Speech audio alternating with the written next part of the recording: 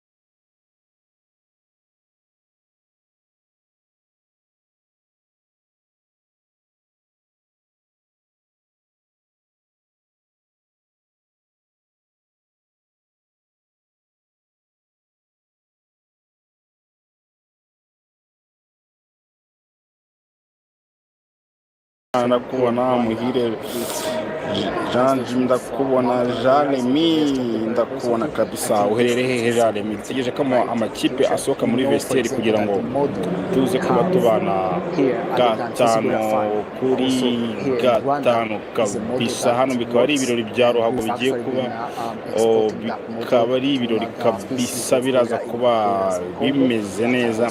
Gusaba gukanda subscribe kabisa, subscribe kugira ngo tuze kuba tubana gatanu kuri gatanu. Abakobwa beza kabisa barimo Miss Naomi, barimo kabisa n'abandi bakobwa batandukanye, bakaba kabisa muri equipe ya EPR, bakaba uyu munsi kabisa bari bugaragaze imyenda bishyashya APR izakina n'isezo, imyenda kabisa izabasha kwitabira CAF Champions League, imyenda izakina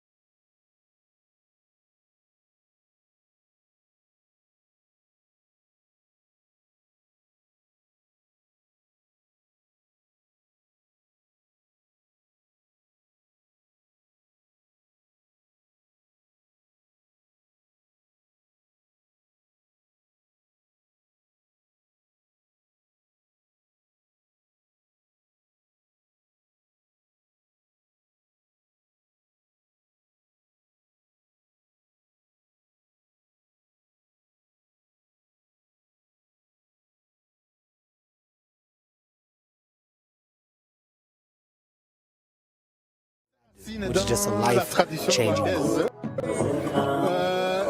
Un nouveau-né dans nos familles rwandaises, on lui donne un nom, le nom qui va le marquer toute sa vie, et le nom est donné suivant les circonstances de sa naissance.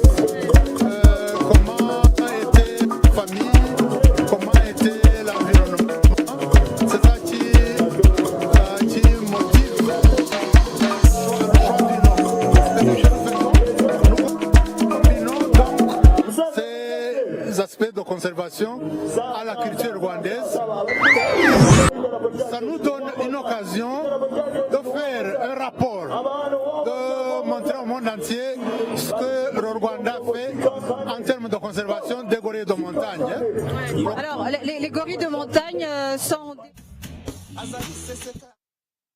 Abanza kwitunganya nibimufata umwanya she knows me ndahobagira abatuzi bakanseka bashaka ko tujyana we yabagitangira ngagitanika siye winaniwe na warabizi iniga zamukoze magasi ica mukwereka munami body speech siye mukogo buka tagaswi iniga icunze nabayitefu imihanda yo yeah tugende. Let's go first it. Hey, she blow my mind when she's around. When she's around. Yeah.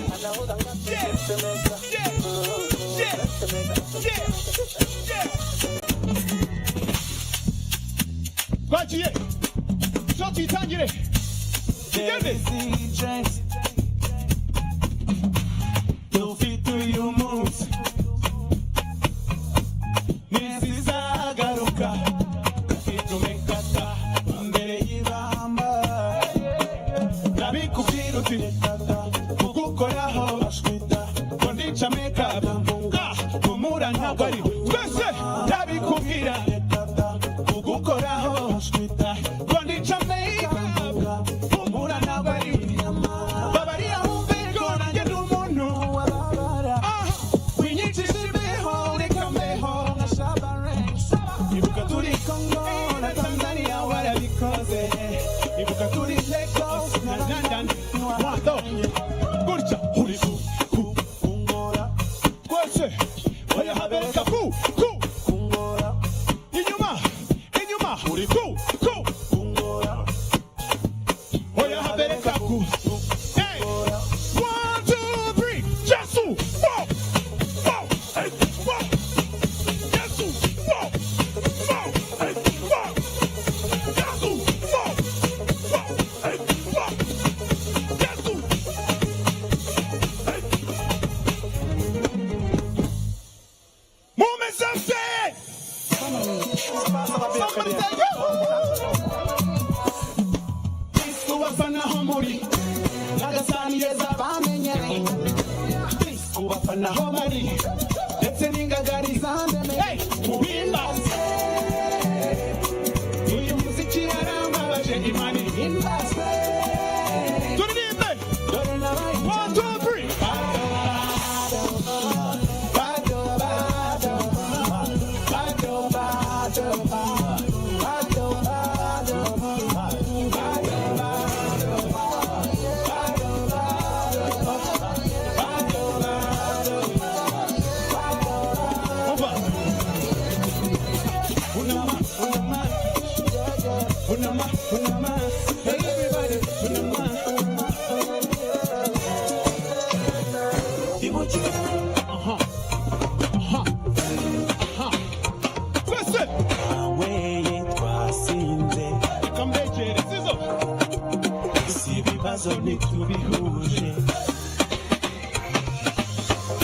ubuzima busanzwe sindi umwe sindi n'umusinzi naraye nkwiye bidasanzwe nunguka inshuti tujyane twese wanyweye twasinze gusa ibibazo ntitubihuje amafagitire yarayanjye naguze cyane nasengereye amafaranga ntiyashiraga najyaga kucyuma nkabikuza amapapire naguze cyane amafaranga ntiyashiraga najyaga kucyuma weye twasinze gusa ibibazo ntitubihuje inyuma yawe ndimo kumva isereri yabanze teri narikeri gusa ufite intandaro ndimo kumva isereri yabanze teri narikeri gusa ufite intandaro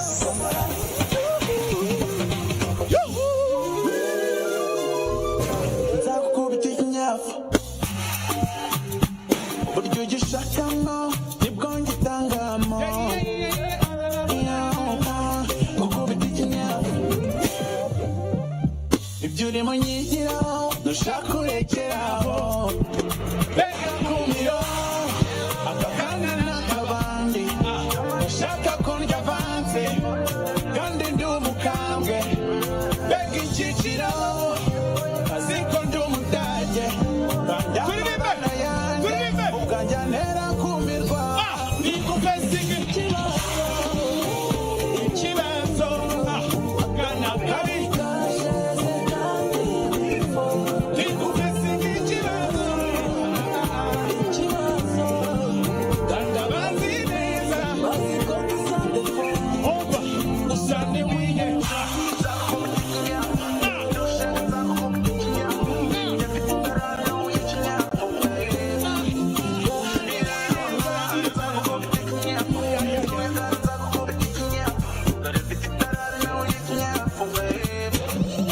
somebody say make me to the beat umeze neza muri kutuba neza I could be instructor, I could be your guide, I could be the leader, we go to the Kumurongo, I could be your vodka in the hurry daily. You don't have to worry, cause I'm looking for your love. Don't even think about it, I've been there before. I wanna give you license, you take over the city. KGL, when you call, you come into the money. Take it easy, don't complicate it. If I take simple, mommy, take time, don't rush it. Cause you know me, the movie comes surely. So whenever you think it's to the morning, sweet lover, you're the only one. Pick up the phone, just say hi, sweet lover. I wanna look at you, baby, kidogo, Katerina. Say whatever you say, she's my lover. I deserve her. I wanna look at you, baby, kidogo, Katerina. Hey, say whatever you say, she's my lover. I deserve her. I could be your instructor, I could be your guide, I could be the leader, we go to the Kumurongo, I could be your vodka in the hurry daily. You don't have to worry, I'm looking for your love. Utumye umuntu afata konji, utupige pongi, nikafanya mitenjira makadeji, ishire kure yanje, bambona muzo mwendisanga police, cause you light up the fire upon me, that poison for me, yeah. Look what you've done to me. Icho tufangese, nano mwongizukuri, angoma mukomanga, angoma mukomanga. Icho tufangese, nano mwongizukuri, nano nyibira kabanga, nano nyibira kabanga. I'm ready to die for you. You start all this wine for you, caterpillar. My right or die. Ready to die for you. Start all this wine for you. My right or die. Johnny, we walk caterpillar. Johnny, we walk caterpillar. I don't wanna change. I don't wanna change. It's over the t-shirt. Yeah. Cause me not told you. Cigarette down, there's a home. Party in my charge. iyo munsi ndadisitapinga abaneiba banje ntihagire ugira ubwoba kurusaku muri kumbe Samoya ndaba nayicome telefone Samoya urasanga nikotine Mfite sosisa, mfite banana urakora choice ufata icyo ushaka Mfite sosisa, mfite banana urakora choice ufata icyo ushaka nawe nakoze umukobwa wo mu mujyi Musanze tugende nacyo baby Samoya mu rugo Samoya jewe nawe Samoya mu rugo Samoya oh baby Samoya igeze mu rugo Samoya ireka tubonane Samoya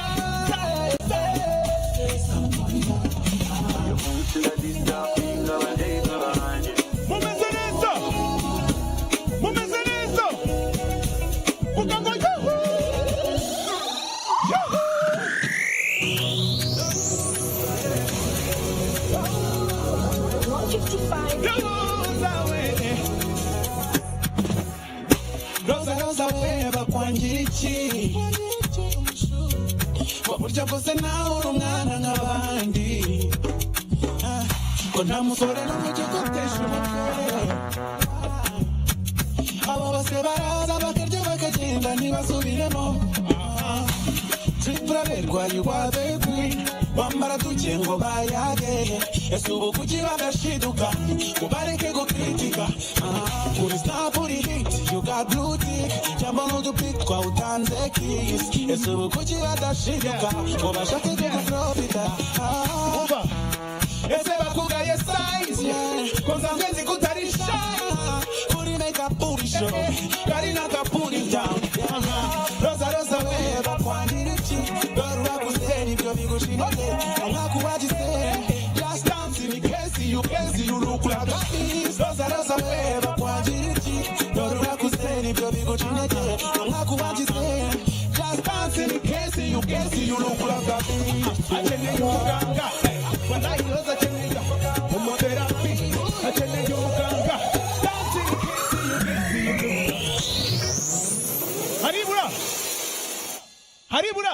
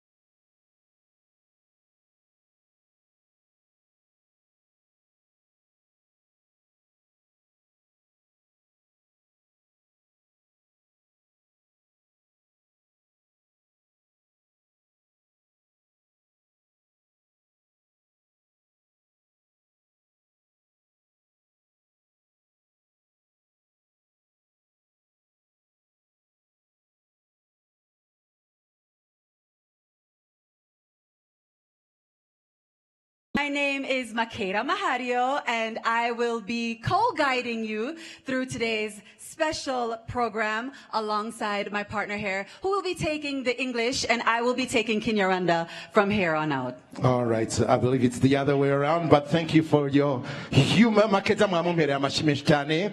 Tumwakirana amashimeshi cyane. Nanjye reka mbabwire ko nishimiye ndetse na cyane kubana namwe. Nitwa Lion Imanzi, ndi intare yanyu muranzi. Bivuga yuko natwe intare twishimiye iterambere ry'ingagi. Tuziha amashimeshi cyane.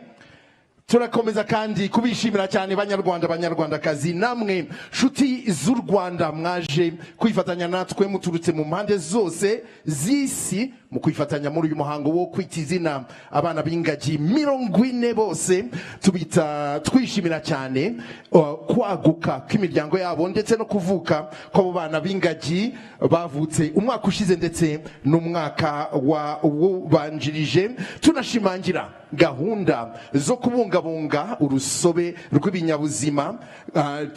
Tunishimira cyane iterambere byazaniye aka karere ndetse n'abaturage baturiye parike ndetse n'igihugu muri rusange.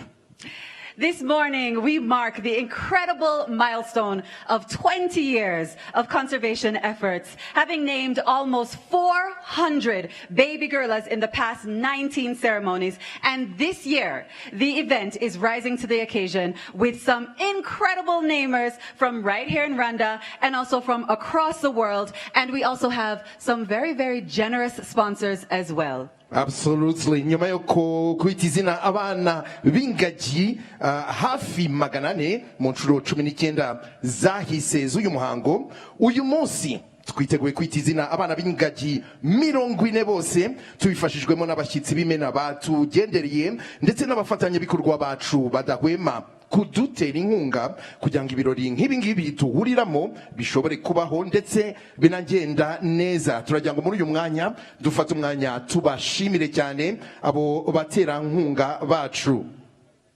So with this, we want to take a moment to thank our sponsors. I will start with the conservation lead partners, Rwanda Green Fund, one and only Gorilla's Nest Legacy XP.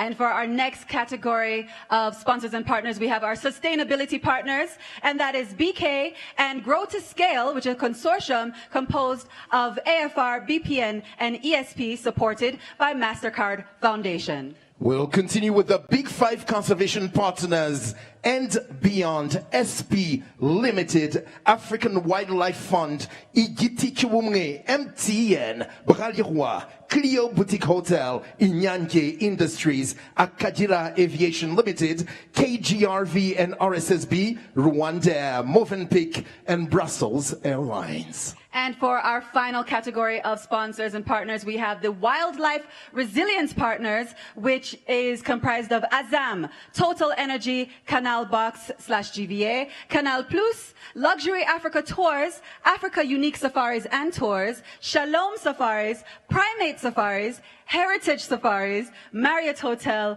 Mantis Collection, and Songa Africa. So a very big thank you once again to all of these partners and sponsors who are making it possible for us to be here celebrating this day right now. Reka twongere tubasabe duhuze ibiganza dushimire cyane abo batera nkunga bose mubampera amashi menshi cyane, amashi menshi cyane yandi y'urufaya uko nguko rwose bavanzimwe. And I'm going to need also our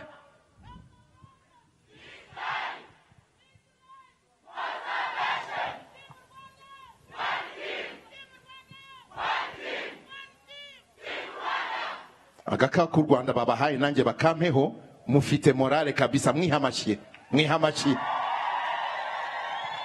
I'm going to also need our English-speaking guests, our friends of Rwanda, our Rwandans from here, everyone who is speaking English. Please show us some love as well. Show us that you're here with us, you're having a good time, and you're ready for today's KWITA IZINA ceremony.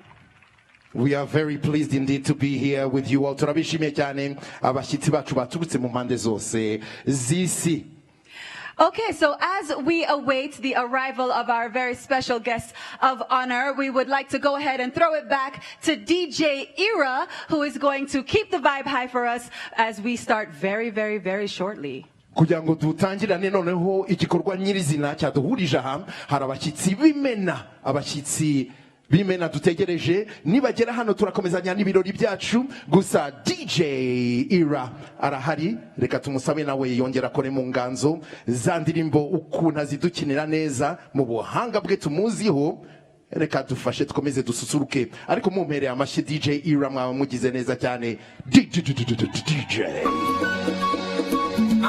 amaboko hejuru Top Gangs J Party hejuru amaboko hejuru yeah hands in the air yeah na cumi na kabiri imyaka ibaye myinshi irashize n'indi iratashye aho uri hose gusa unyumva neza uracyatera kuka hari abari mu bitaro ni RBA ukomeje gukurikira aha ni mu Kinigi aho ibirori byo kwita izina abana b'ingagi 40 bikomeje mwagiye mubibona hari abahanzi batandukanye bakomeje gususurutsa abitabiriye kwita izina mu bamaze kuririmba rero harimo abahanzi b'abanyarwanda barimo ba Kivumbi Ariel Ways harimo ba Eric Senderi harimo ba Chris Easy ndetse mu kanya gato yagashize ababikurikiye mwabonye ko Bruce Melody yararimo ataramira abitabiriye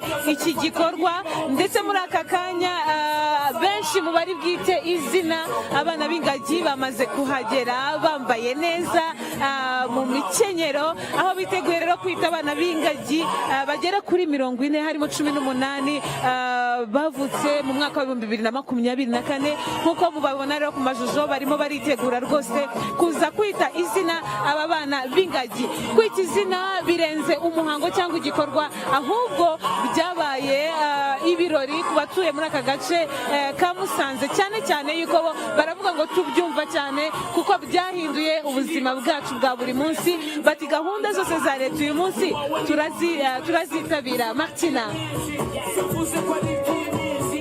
The atmosphere is very electric, very vibrant, very lively, and so many artists were able to grace the stage as they entertained the revelers who are here to witness the baby naming of gorilla ceremony, where 40 baby gorillas are going to be named. So many artists graced the stage, like my counterpart said. Kivumbi was on stage, Ariel Ways, Chris Easy, Eric Senderi, as well as Bruce Melody, who gave such an electric performance as he joined the people all around as he entertained as well as got them excited for what is about to happen. Now, as you can see all around, people are very excited. Even the trees are waving around. The baby gorillas are going to be named for the 20th time. This is the 20th anniversary, and as we celebrate 20 years of KWITA IZINA, today's ceremony is more than just about giving names to baby gorillas. It is a powerful reminder of Rwanda's leadership in conservation and shared responsibility we all have in protecting our planet. From the growth of tourism to the empowerment of local communities, KWITA IZINA has shown how conservation and development can go hand in hand. Michelle. Merci Martina. Alors nous sommes en ce moment même en direct depuis Kinigi, au pied du majestueux parc national des volcans où se déroule aujourd'hui la cérémonie de KWITA IZINA, une cérémonie de nomination des bébés gorilles. C'est un événement hautement symbolique qui met en valeur la richesse naturelle du Rwanda et l'engagement du pays dans la conservation de la biodiversité. En ce moment même où on vous parle, il y a plusieurs hautes personnalités qui vont nommer 40 bébés gorilles, dont 18 qui sont nés en 2024. Parmi ces personnalités, nous allons voir certaines comme la chanteuse Kajanine ou encore Yemi Alade ou encore certaines légendes du football comme Mathieu et d'autres encore comme Bakary Sagna et plus encore. Restez avec nous, restez en direct en suivant toutes les plateformes de RBA. ibabereye aha ijana ku ijana aho rero n'ubundi muri aka kanya hakomeje kugenda hanafatwa amafoto y'urwibutso cyane cyane kuri aba bitabiriye by'umwihariko abari buze kwita amazina abana b'ingagi bagera kuri 40 tubibutsa yuko muri bo 18 bavutse mu mwaka wa 2024 ariko kandi reka twongere tugaruke kucyo iki gikorwa kivuze cyane cyane tureba ikimibare yerekana tubibutse yuko imibare y'urwego rw'igihugu rw'iterambere RDB igaragaza ko mu mwaka wa 2024 umubare w'abasura pariki zo mu Rwanda wazamutseho 10.7%, amafaranga zinjiza azamukaho 8.5%, ndetse 27% iyo yinjijwe avuye mu bukerarugendo by'umwihariko bushingiye ku ngagi. Ku nshuro ya 20 kandi iki gikorwa cyo kwita izina tubibutse ko cyitabiriwe n'abashyitsi batandukanye by'umwihariko, ariko reka tugaruke ku baturage bo mu ntara y'Amajyaruguru ubona ko babukereye ari nako bakomeza guhamya impinduka bavanye mu kubungabunga ibidukikije, urusobe rw'ibinyabuzima, ariko by'umwihariko iyi parike y'ibirunga, aho bavuga bati kera twari muri bamwe mu bayisenya, twari muri bamwe mu bahiba imigano, ariko uyu munsi twarigishijwe ndetse dukomeje kuyibungabunga kuko yahinduye ubuzima bwacu. Mu bashyitsi rero bakuru bategerejwe ahangaha twibutse ko harimo Minisitiri w'Intebe w'u Rwanda, ariko kandi na nyakubahwa First Lady Jeannette Kagame. Martina. Yes, thank you, Gloria. Now, like the saying goes, numbers never lie, and we've continued to hear about the statistics and how much the conservation efforts have really impacted the growth of the tourism sector here in Rwanda. Now, since 2005, communities living around Volcanoes National Park across 12 surrounding sectors have directly benefited from development projects, including advanced agriculture programs. Now, over the past 20 years, 10% of all tourism revenues have been reinvested into community development.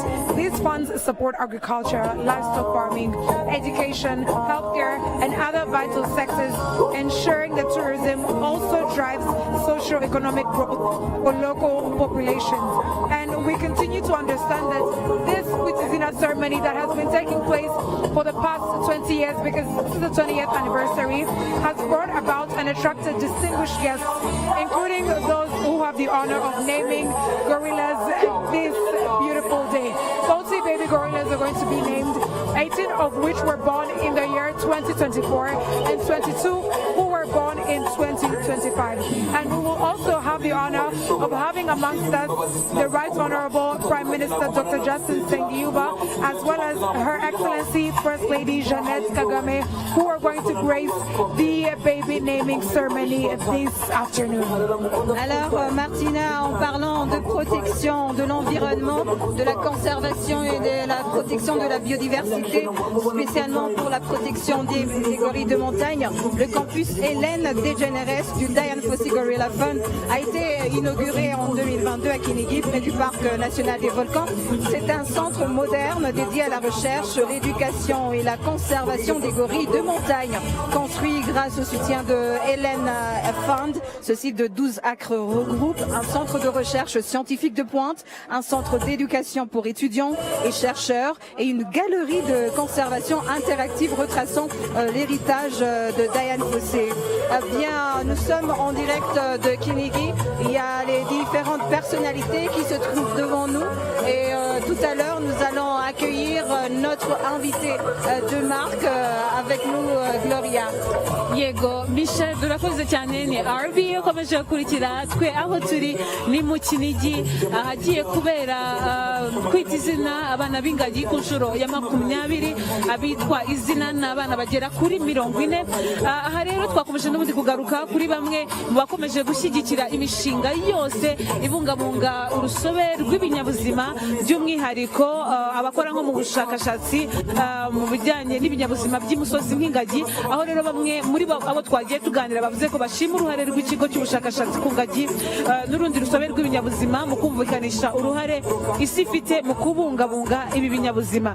Iki kigo rero cyubatse mu murenge wa Kinigi ahitegeye ibirunga Sabyinyo na Gahinga na Muhabura, aho bavuga ko mu gihe cy'imyaka imyaka 3 kimaze gitangiye gukora hagaragara urujya n'uruza umunsi ku wundi rw'abasura parike y'igihugu y'ibirunga bahanyura bagasobanurirwa mu buryo bwimbitse imibereho y'ingagi n'ubwo zibungabunzwe by'umwihariko muri iki kigo aho hashyizweho ikoranabuhanga rizwi nka Gorilla Tech.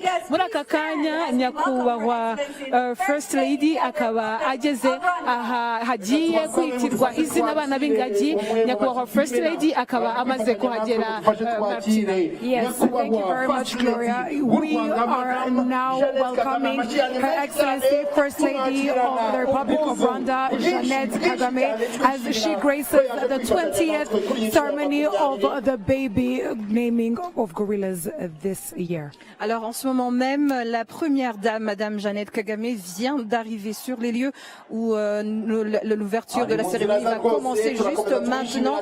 Vous suivez RBA sur toutes les plateformes. Yes, big welcome to our First Lady, Her Excellency, Jeannette Kagame. A big welcome to her. Musanze tukomereza aho ngaho tukomeza kugaragariza First Lady w'u Rwanda ko tumwishimiye cyane twishimiye ko yaje kwifatanya natwe. Can we continue with a big round of applause? Dukomeze tumuha amashyi tumwakira muri ibirori byo kwita izina abana b'ingagi kuri inshuro ya 20. Tukomeza kwishimira iterambere byazanye mu karere kacu ndetse no mu gihugu cyacu.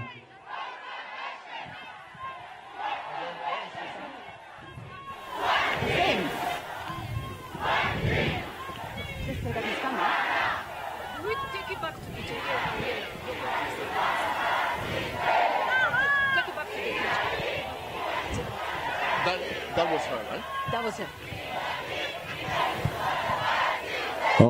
Murakoze cyane baturage ba Musanze. DJ Ira aracyahari. DJ nagaruke tukomezanye na morale As we await our guest of honor.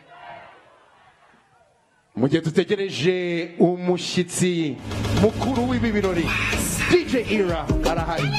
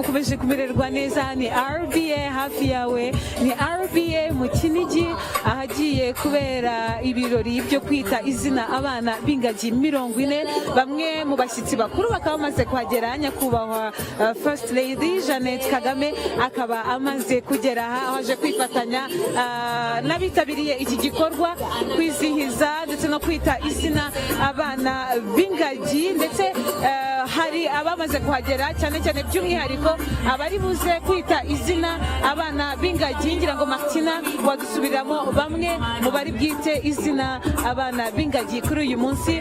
Harimo ba Kajani, harimo abahanzi batandukanye, harimo Yemi Alade, harimo Atanazi Mukabizimungu, harimo n'abandi benshi batandukanye wagenda bakomozaho. Martina. Yes, thank you very much, Gloria. Like she just mentioned, we're only going up from here. The excitement is through the roof, or if I could say through the sky, in regards to the atmosphere that we're having here. We just welcomed one of our guests of honors, Her Excellency First Lady of the Republic of Rwanda, Rwanda, Jeannette Kagame, as she is going to be taking part in presiding over this ceremony, naming of baby gorillas for the 20th edition. And we have very many prestigious guests and namers who are amongst us, who have flown from across the world, as well as Rwandans. And my counterpart Gloria just mentioned but a few, but we also have Mr. David S. Marriott, who is going to be naming a baby gorilla. We have Michael Bain, we have Michelle Yeoh, we have Mr. Jean Dot, we have Matthew Harris, we have Matthew Flamini, we also have Bakari Sagda, amongst others. Comme tu viens de le citer, Martina, pour la 20e fois, cette cérémonie de nomination a réuni divers invités, dont ceux qui vont nommer tout à l'heure les bébés gorilles, mais aussi son Excellence la Première Dame, Madame Jeannette Kagame. Et en ce moment même, ici à Kinigi, il y a un grand nombre d'habitants de la province du Nord, ceux de différentes régions du pays, ainsi que ceux de l'étranger.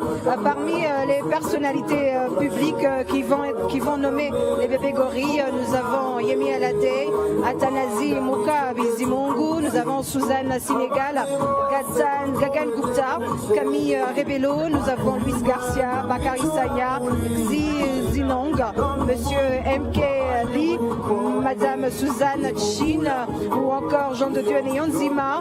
Nous aurons parmi les personnalités qui vont nommer, il y aura aussi l'actrice Michelle Yeoh, la chanteuse Yemi Alade, ou encore Janine Rema, alias Kajanine, que vous connaissez très bien. Il y aura les anciennes légendes du football comme Mathieu. Et encore, il y aura d'autres comme la princesse Ingeborg Zuzelwijk-Holstein et d'autres personnalités.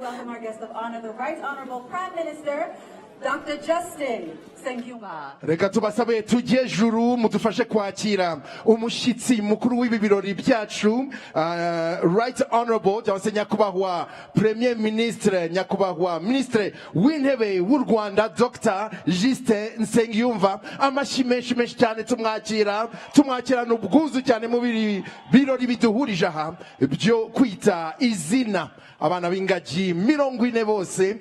Turamwishimiye cyane, turamushimira ko yigomwe indi mirimo yari mukeneye kugira ngo aze kwifatanya natwe. Tumwongera amashyi menshi cyane. Yes, let's give him a big round of applause as he enters, our guest of honor, the Prime Minister, Right Honorable Dr. Justin Sengyumva of this Hair Republic of Rwanda. Big round of applause for him.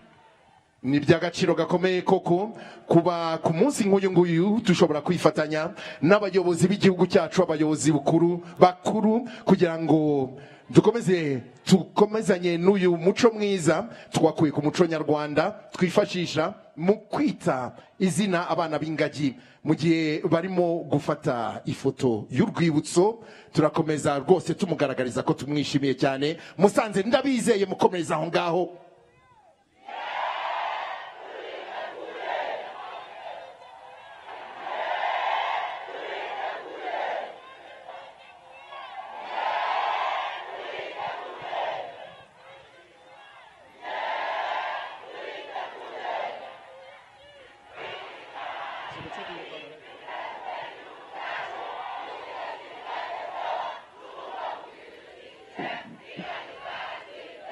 We take this moment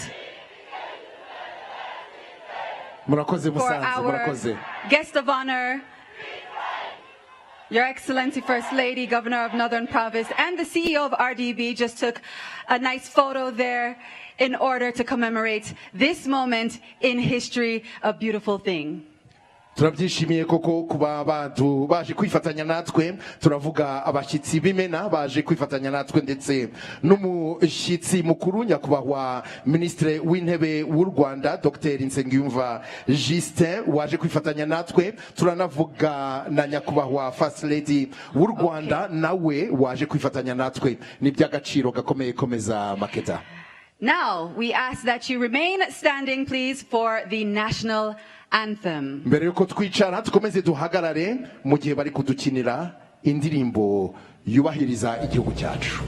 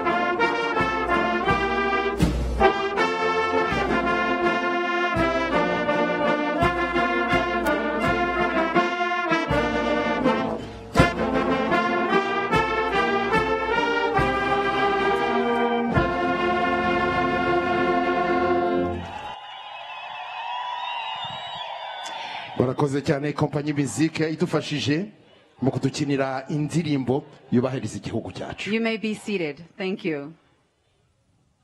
Reka tubasabe twicare kugira ngo dukomezanye n'ibirori byaduhurije aha. Right Honorable Prime Minister, esteemed namers, conservation champions, distinguished guests, it's my pleasure and my privilege to be welcoming you once more today for the 20th edition of KWITA IZINA, a Rwandan annual gorilla naming ceremony in celebration of our ever-growing mountain gorilla community in the tradition of the Rwandan cultural practice of coming together to name little baby newborns. My name is Makeda Mahario, and it will be my honor to be one of your guides as we make our way through today's program. Arakoze cyane Makeda, nanjye nitwa Lion Imanzi, nishimiye cyane kwifatanya namwe ndetse no kwifatanya na mugenzi wanjye mu kuyobora gahunda z'uyu munsi. Reka mbonereho nanjye kubaha ikaze ndetse no kubashimira nyakubahwa mushyitsi mukuru, namwe bashyitsi bahire mwaje kwifatanya natwe, tutibagiwe abashyitsi baturutse impande zose z'isi kugira ngo bifatanye natwe muri uyu muhango dukomora ku muco nyarwanda wo kwita izina. Twishimira cyane kuvuka kw'abo bana b'ingagi 40 ndetse no kwaguka kw'imiryango yabo. Now, without any further ado, we're going to dive right into our program. We'd like to take this moment to invite the governor of Northern Province to the stage to make his official welcome remarks. Murakoze cyane, turagira ngo mubitwemereye nyakubahwa mushyitsi mukuru muri uyu mwanya dutumire cyangwa se dusabe guverineri w'intara y'Amajyaruguru bwana Mugabo wa Gahunde Maurice kuduha ijambo ry'ikaze yaduteguriye. Murakoze. Nyakubahwa Minisitiri w'Intebe, mukaba n'umushyitsi mukuru muri uyu muhango, nyakubahwa First Lady, banyakubahwa Minisitiri turi kumwe, nyakubahwa Guverineri w'Intara y'Uburengerazuba, banyakubahwa abayobozi mu nzego nkuru z'igihugu cyacu, banyakubahwa muhagarariye ibihugu byanyu n'imiryango mpuzamahanga mu Rwanda, banyacyubahiro mwese mwitabiriye uyu muhango, bashyitsi bahire, baturage b'Intara y'Amajyaruguru n'iy'Uburengerazuba muteraniye hano, reka ntangire mbasuhuza. Nimugira amahoro.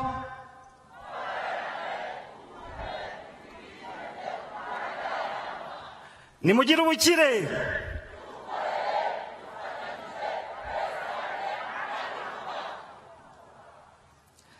Banyacyubahiro mwese muteraniye hano, baturage b'Intara y'Amajyaruguru n'ab'Intara y'Uburengerazuba, mumfashe twakire nyakubahwa Minisitiri w'Intebe ndetse na nyakubahwa First Lady n'ibyishimo byinshi dutewe no kuba baje kwifatanya natwe muri uyu muhango wo kwita izina abana b'ingagi ku nshuro ya 20. Mumfashe tubakirane amashyi n'impundu nyinshi.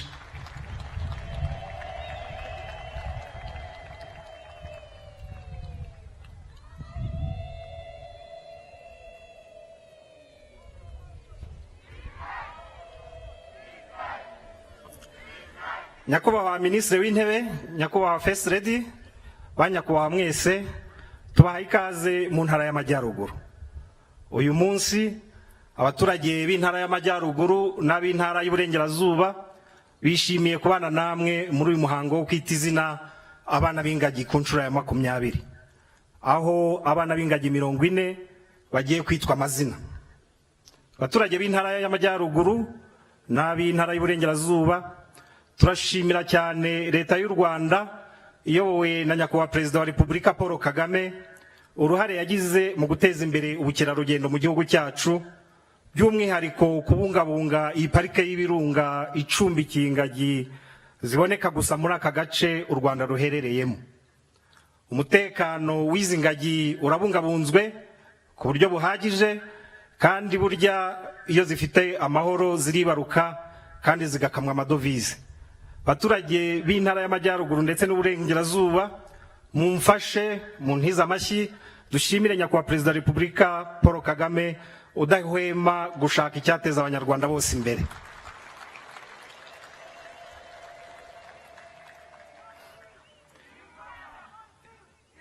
nyakubahwa minisitiri w'intebe nyakubahwa first lady, abaturage b'intara y'amajyaruguru n'uburengerazuba barashima cyane umushinga mwiza wo kwagura parike y'ibirunga, umushinga twizera tudashidikanya ko uzatuma ubukerarugendo burushaho gutera imbere mu ntara zacu zombi.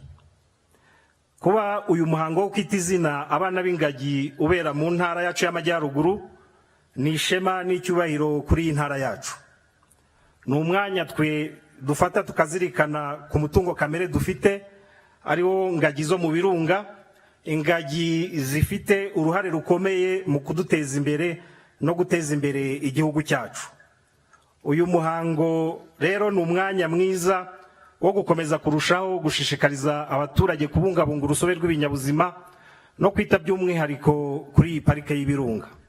Nyakubahwa minisitiri w'intebe nyakubahwa first lady, munyemerere nkoresha uyu mwanya kandi nshimire byimazeyo leta y'u Rwanda ku cyemezo yafashe cyo guteza imbere imibereho myiza y'abaturage baturiye inkengero z'iyi pariki mu rwego rwo gusaranganya umusaruro ukomoka ku bukerarugendo. Abaturage baturiye iyi parike bakomeje gukorerwa byinshi byiza bivuye muri uyu musaruro usaranganywa buri mwaka, birimo kubakirwa amazu, guhabwa amatungo, ibikorwa remezo birimo amashuri, amazi meza, amavuriro n'ibindi. Bishimira ko kuva iyi gahunda yatangira imishinga 695 yatewe inkunga ingana n'amafaranga miliyari 6 na miliyoni 800 mu mirenge 12 irimo parike y'ibirunga. Nyakubahwa minisitiri w'intebe nyakubahwa first lady, iterambere ryihuse ry'imijyi yacu nk'umujyi wa Musanze mwiboneye ubwo mwazaga muri uyu muhango, iterambere ry'imijyi nk'umujyi wa Rubavu ndetse na za centre z'ubucuruzi zikikije uyu muhanda mwanyuzemo Kigali Musanze Rubavu rifitanye isano ya hafi n'ubukerarugendo bukorerwa muri iyi parike y'ibirunga.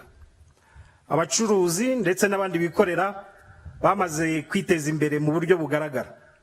Kubera izi nyungu tuzi neza ziva mu bukerarugendo, tuzakomeza gukangurira abaturage bacu kubungabunga umutekano w'iyi parike, ingagi zirimo ndetse n'urundi rusobe rw'ibinyabuzima ruhaboneka.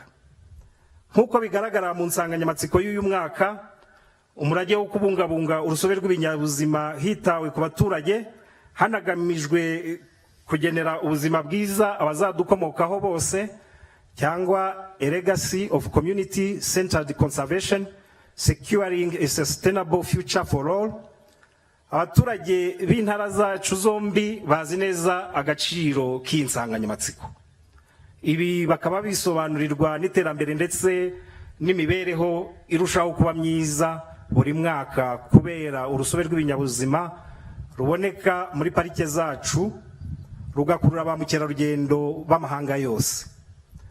Mboneyeho gushishikariza urubyiruko rw'intara zacu gukomeza kwigira ku bikorwa nk'ibi, rukarushaho gukunda igihugu, rukagira uruhare mu kurengera ibidukikije no guteza imbere ubukerarugendo bushingiye ku muco n'umutungo kamere. Mu gusoza, ndashimira urwego rushinzwe iterambere mu Rwanda RDB n'abafatanyabikorwa bose twafatanyije gutegura uyu muhango. Ubufatanye bwabo ni ingenzi mu kurinda pariki y'ibirunga ndetse no guteza imbere ubukerarugendo burambye. Nyakubahwa minisitiri w'intebe nyakubahwa first lady, banyakubahwa mwese, munyemerere nsoza iri jambo nongera kubifuriza ikaze mu ntara yacu y'amajyaruguru ndetse no kwifuriza abatugendereye bose muri uyu muhango kuza kugira ibihe byiza mu ntara yacu. Murakoze, mugira amahoro y'Imana. Arakoze cyane guverineri w'intara y'amajyaruguru, tumwongera amashyi menshi cyane. Thank you so very much to our governor of the Northern Province. Thank you for your remarks, your welcoming remarks in welcoming our guest of honor, the Right Honorable Prime Minister, as well as the First Lady of Rwanda and all our neighbors, of course. And thank you for highlighting the importance of this event and conservation as a whole, and the revenue streams that it has created for this region and for the country at large. Muranyihanganira nabuze icyongereza kivuga ngo kamwe amadevize. Yes, and as the governor mentioned, this year's theme is a legacy of community-centered conservation. And this is a message that underscores the pivotal role of community involvement in conservation efforts and highlighting the synergies of conservation, of development, and economic transformation. It's all a delicate balance. We ask that you keep this theme in mind as we set the stage for a very powerful performance to come right now by Masharika. So let's have a big round of applause for Masharika. Absolutely. Yarakoze cyane mugenzi wanjye Makeda nkuko abishimangiye insanganyamatsiko y'uyu mwaka iragira iti umurage wo kubungabunga urusobe rw'ibinyabuzima ushingiye cyangwa se kubungabunga gushingiye ku baturage baturiye parke n'abaturage muri rusange. Iyi nsanganyamatsiko tuyizirikane tukurikira uyu mukino mwiza cyane twateguriwe n'itorero ry'abantu babahanga cyane tubaha amashyi menshi cyane bitwa Mashirika.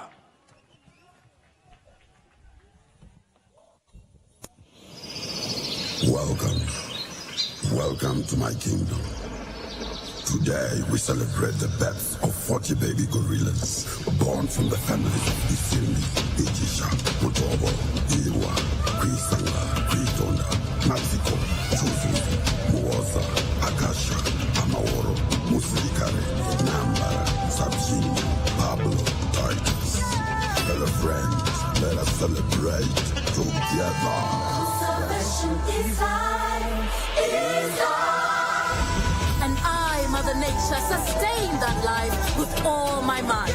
From the foothills of our marvelous volcanoes to the birds and flights across my illustrious sky. Wowe batanga mundu ba Kinigi na Nyarugina Imana y'isanzure ihamagaje abana muri uyu munsi w'ivuka ry'abana banyima ngo dusangire ubunyano bwo kwita izina. Sheltered in the foliage of my trees, our beloved gorillas thrive in their natural habitat with joy and dignity. Umugano kirongura aha ngo ndabaramutse cyane ikirere n'amazi nabyo ngo mutahe ibiguruka n'ibyiruka ngo nimushake murare sanzure ryashimye uko mwuzuzanya. Protect and preserve. Together we are stronger. I am Gabo, voice of the forest, the Silverback. Welcome to my kingdom, our fortress, our home. Today, we name 40 babies on these majestic hills. Life is water. Water is life. Everything is connected. Walk with me. Let's protect this kingdom for all of us. Hambere imyimerero ry'abantu mu misozi miremire y'ibirunga hagaragaye umukobwa utagira ukwasa abanyarwanda bamubonye bamuhimba Nyiramwiza wo mu birunga. Ntibyatinze nk'abandi babyeyi yaje kwibaruka arabyara.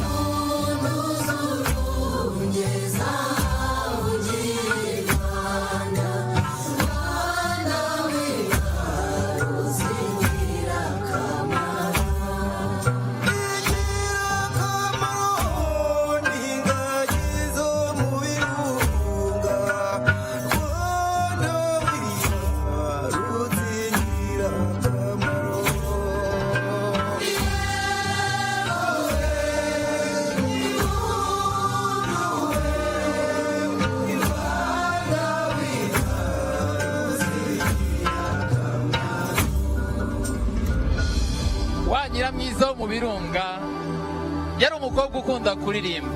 Rimwe aririmba umukerarugendo aramwumva nuko agenda akurikira iryo jwi ageze aho ari aramubaza ati mukobwa kuri muto n'iminwa ingana gutyo iryo jwi rikura ndakomeza kwisekera. Igihe cyaje kugera rero umuntu muramuzi nawe uko ateye atangira kumusagarira no kumuhiga.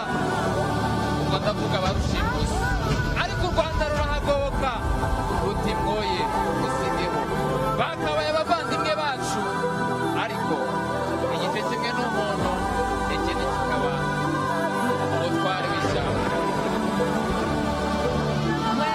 There is this harmony in nature. The imbalance is easy to see. Destruction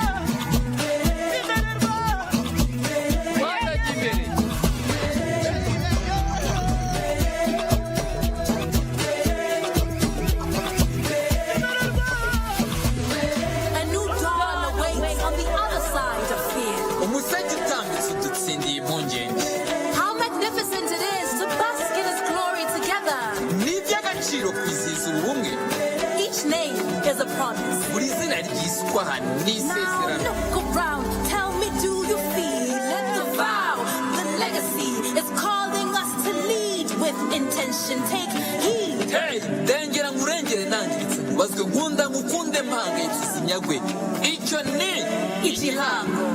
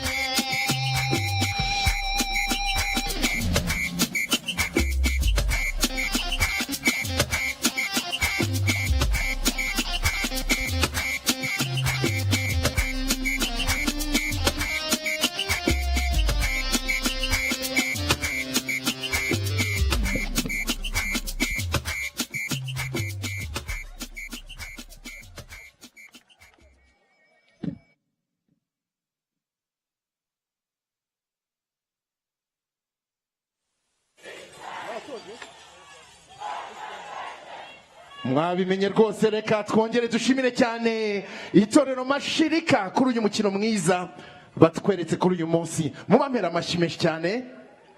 Yes, another round of applause for Mashirika Troop. Wow.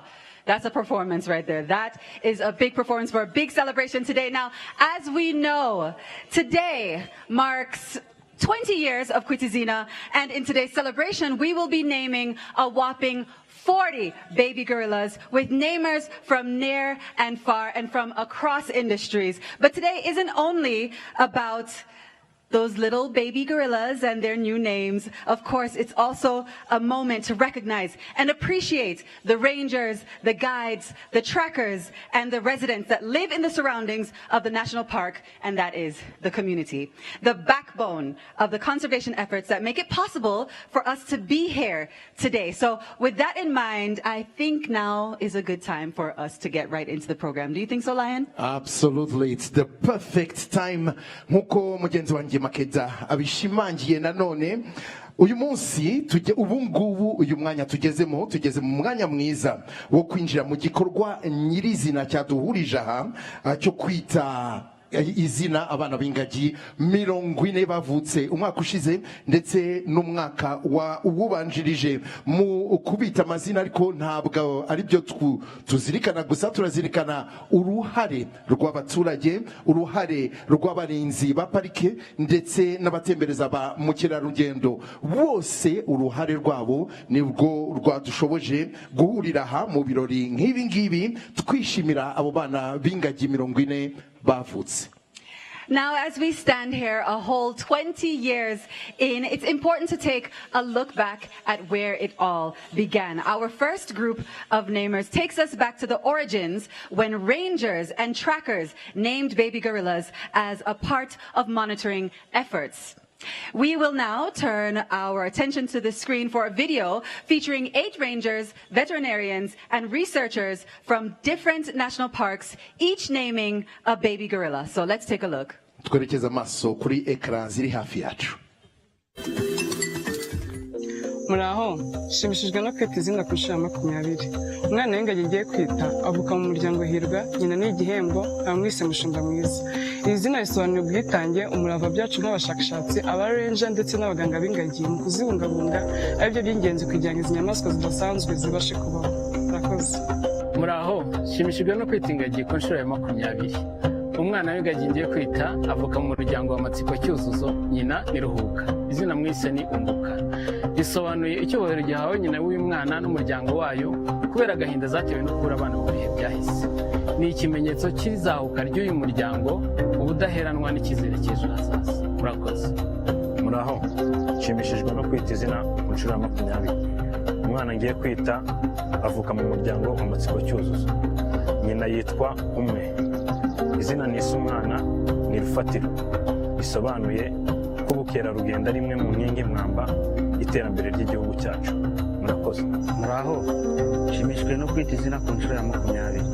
Umwana w'ingagi ngiye kwita avuka mu muryango wa Mutobo, nyina ni Ishyaka. Izina nahisemo ni Amahitamo, risobanuye icyerekezo cy'u Rwanda mu kubungabunga no kurengera ibidukikije nk'ibuye mwikorezi mu cyerekezo 2050. Murakoze. Muraho, nshimishijwe no kwita izina ku nshuro 20. Umwana w'ingagi ngiye kwita avuka mu muryango wa Hirwa, nyina yitwa Magayane. Izina mwise Mitsinda. Iri zina risobanuye gutsinda kw'ingamba zo kubungabunga za parike ku bufatanye n'abazituriye. Murakoze. Muraho, nshimishijwe no kwita izina ku nshuro 20.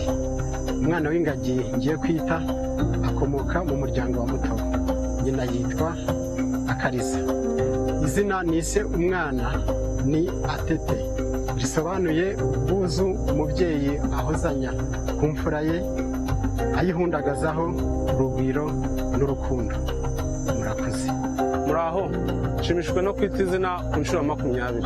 Umwana w'ingagi ngiye kwita avuka mu muryango wa Kwitonda, nyina ni Ubunguko. Izina muhaye ni Umutoni, risobanura umukundo. Nahisemo iri zina nshingiye ku rukundo n'agaciro umubyeyi Ubunguko yagaragarijwe n'umuryango wa Kwitonda nyuma yo kuva mu muryango wa Hirwa. Murakoze. Muraho, nshimishijwe no kwita izina ku nshuro 20.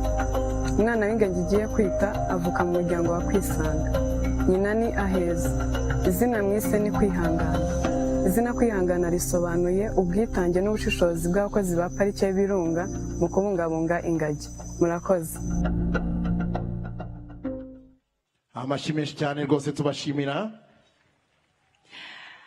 Yes, and our next namer also joins us virtually today. Senegalese-born content creator and social media personality Kabi is best known for his witty and wordless videos that have made him the most followed creator on TikTok. Through his unique style of humor, he has built a global audience and become a symbol of creativity and authenticity. Today, he continues to use his platform to connect cultures and inspire millions around the world. So let's go ahead and take a look.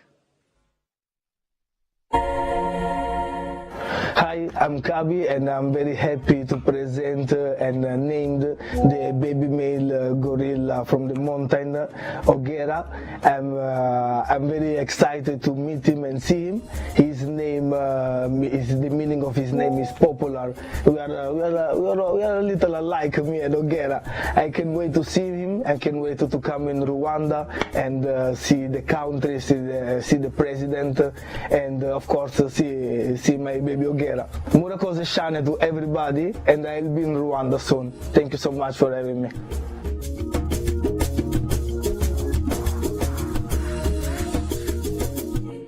Yes, the moment has come. We'll now be introducing the next set of esteemed namers who will be joining us on stage and in real time right here in Kinigi. This year's incredible group of namers include royalty, philanthropists, entrepreneurs, leaders, artists, athletes, and conservationists, to name a few. So it's our honor to introduce them to you now.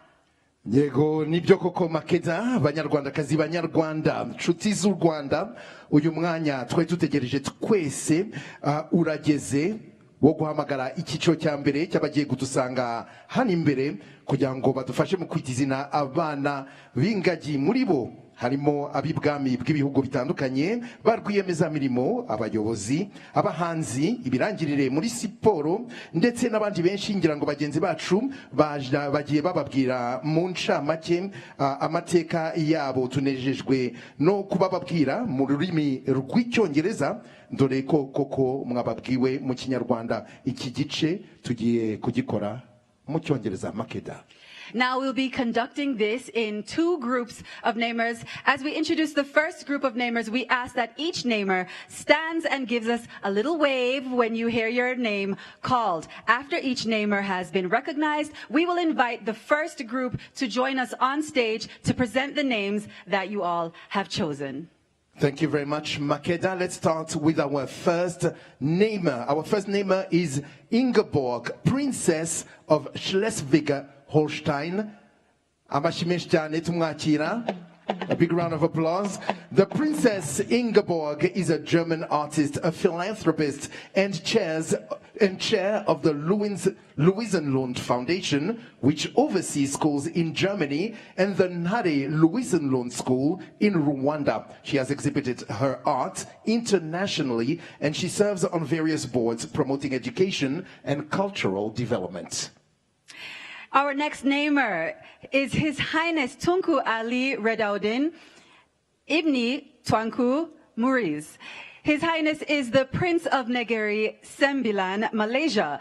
He is a philanthropist and a conservation and education advocate. He serves as the president of the Worldwide Fund for Nature Malaysia, the trustee of the National Heritage Trust, and the chairman of Teach for Malaysia, championing wildlife conservation, education, and cultural preservation. Thank you so much for joining us today.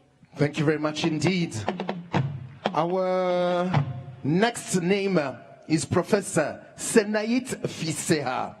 Professor Senait Fiseha is a globally recognized leader in public health and gender equality. As Vice President of Global Programs at the Susan Thompson Buffett Foundation, she drives one of the world's largest philanthropic portfolios in reproductive health, focused on strengthening health systems and primary care to improve the lives of women and girls worldwide. Thank you so much for being with us. Our next namer is Kim Sang-hyup. Mr. Kim is the Director General of the Global Green Growth Institute.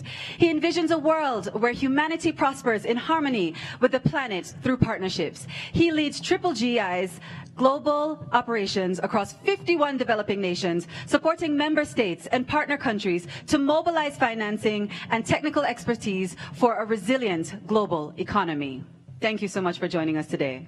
Thank you very much indeed. Our next name is Mr. David Marriott. He is the chairman of the board of Marriott International Inc. David has also led the company's global expansion, including its presence in Rwanda, as well as its sustainability initiatives. Drawing on his extensive experience and lifelong association with the company, he provides the board with valuable insights into its operations and the broader hospitality industry. Thank you very much for being with us. Our next namer is Dr. Yin Ye. Dr. Yin Ye is the CEO of BGI Group, a genomics research institute and company from China, and a science popularization blogger with 10 million followers. In Rwanda, BGI has partnered with the Ministry of Health on several initiatives, including the launch of a 20,000 test cervical cancer screening program. Thank you so much for joining us.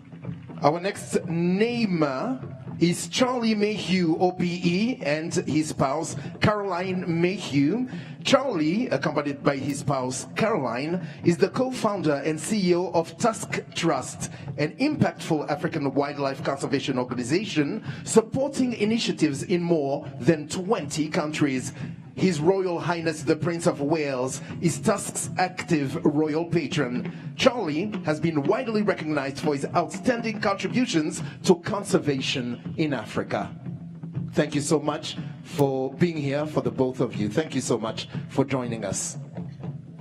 Our next namer is Clave Noyinhima, Senior Ranger Guide and Trainer at Nyungwe National Park. Clave was awarded the 2024 Tusk Wildlife Ranger Award for his outstanding contributions to primate and bird conservation in Rwanda. He founded the Nyungwe Kids Birding Club to instill a passion for wildlife protection amongst the youth. Thank you very much. Our next namer is Mr. Michael Bay. He's an award-winning American film director and producer. Michael Bay is globally recognized for his dynamic cinematic style in blockbuster hits such as Transformers, Armageddon, and Pearl Harbor. He's a passionate animal activist and champions several charitable initiatives such as the Make-A-Wish Foundation.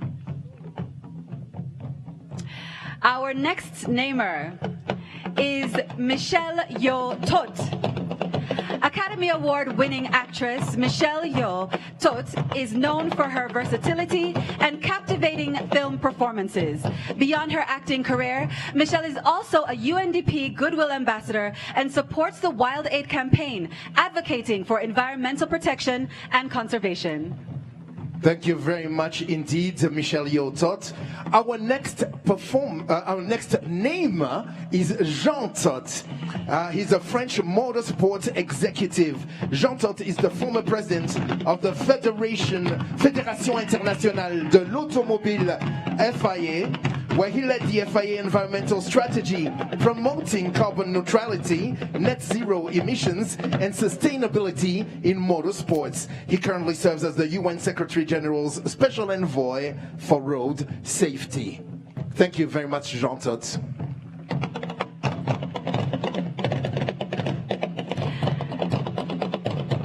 Okay, our next namer is Matthew Harris, founding partner of Global Infrastructure Partners and a senior managing director at BlackRock. Matthew Harris also founded the Bedari Collective, an impact platform dedicated to regenerative infrastructure investments across energy, transportation, food, agriculture, and waterway sectors. He is also a minority owner of the Major League Baseball team, the Cleveland Guardians.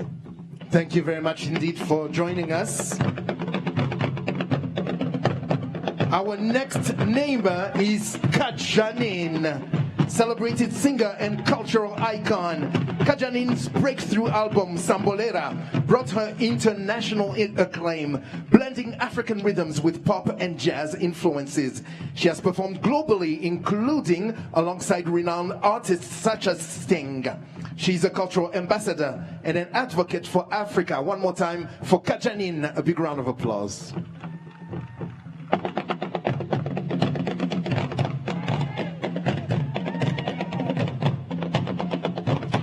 Our next namer is Matthew Flamini. Former Arsenal FC player Matthew Flamini is the CEO and co-founder of GF Biochemicals, a company he co-founded with the ambition of developing sustainable alternatives to oil-based ingredients. He also served on the Paris 2024 Olympic Environmental Excellence Committee. One more time for Matthew Flamini. Our next namer is Somi Kakoma. Somi Kakoma is a vocalist, a composer, an actor, a playwright, and the first African woman to be nominated in any of the Grammy jazz categories. Her work combines jazz, African musical traditions, and storytelling to explore themes of identity and cultural memory. The award-winning artist is also the first Rwandan to appear on Broadway. A big round of applause for Somi Kakoma.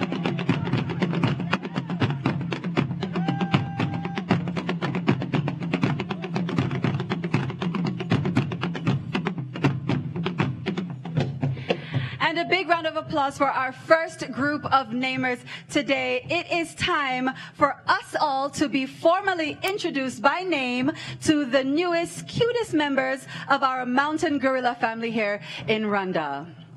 Muri uyu mwanya twiteguye noneho kwakira amazina y'abana b'ingagi. Iki cyiciro cya mbere bagiye kubidufashamo.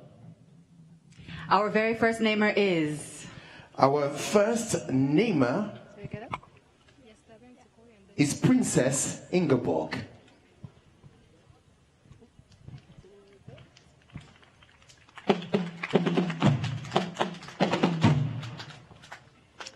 Muraho Neza.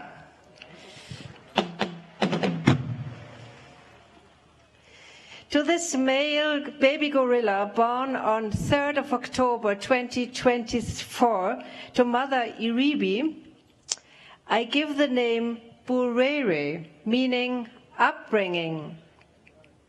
This name was Thank you. This name was chosen to recognize Rwanda's culture and values that shaped the nation, beginning with the family, the foundation of society in Rwanda and all over the world. I am so inspired by Rwanda's remarkable conservation journey to protect wildlife and their habitats, celebrated through this incredible ceremony which we enjoy all so much. I look forward to visiting baby Burere and his family in Volcanoes National Park tomorrow with my husband. I can't wait to meet him. Thank you.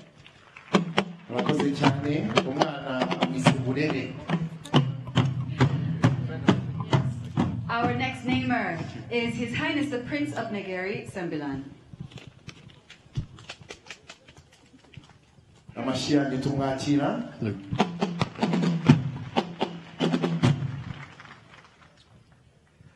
Your Excellencies, fellow namers, ladies and gentlemen, Muraho. I'm delighted to name a baby girl gorilla, Naharungu, meaning companionship. She is part of the KWITA family, born to Gahuza on 29th April 2024, just 3 days and many years apart from my own birthday. May her life reflect her name, bringing warmth to her family and joy to all who meet her. I hope to visit Volcanoes National Park soon and to meet baby Naharungu in person. KWITA IZINA is more than a celebration of new life. It is a powerful symbol of hope, resilience, and stewardship, and a message to the world that together we can protect our planet for the generations to come. Your success here in Rwanda gives me hope for conservation efforts in my own country, Malaysia. When you began, I gather there were just 160 mountain gorillas left, just as today there are only 150 Malayan tigers in the wild. I hope that, like you, one day we celebrate their recovery too. Thank you for your example, thank you for your leadership, and thank you for the inspiration. Murakoze chane. Arakoze cyane umwana mwise nta rungu. Our next namer is Professor Senait Fiseha. Tumwakirana amashyi menshi cyane.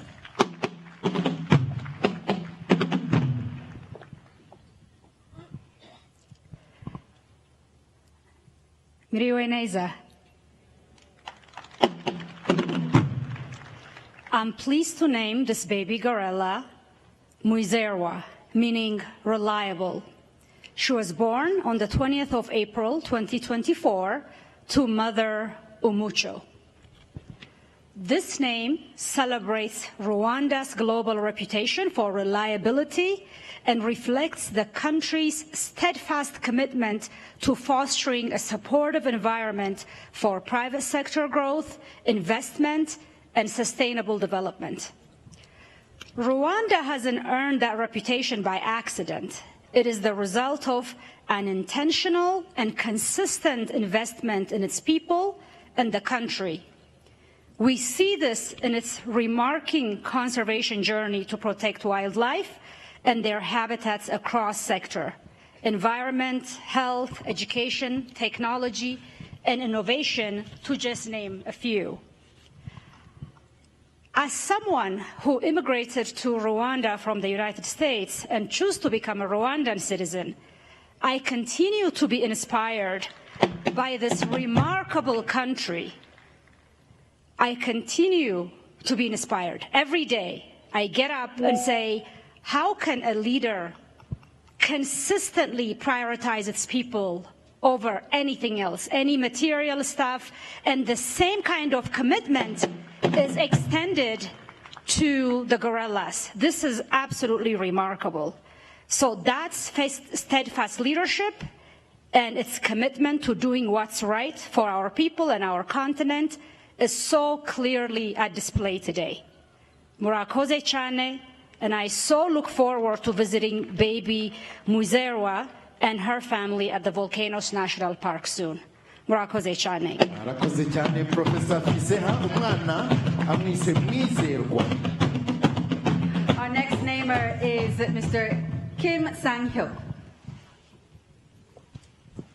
Tumwakirana amashyi menshi cyane.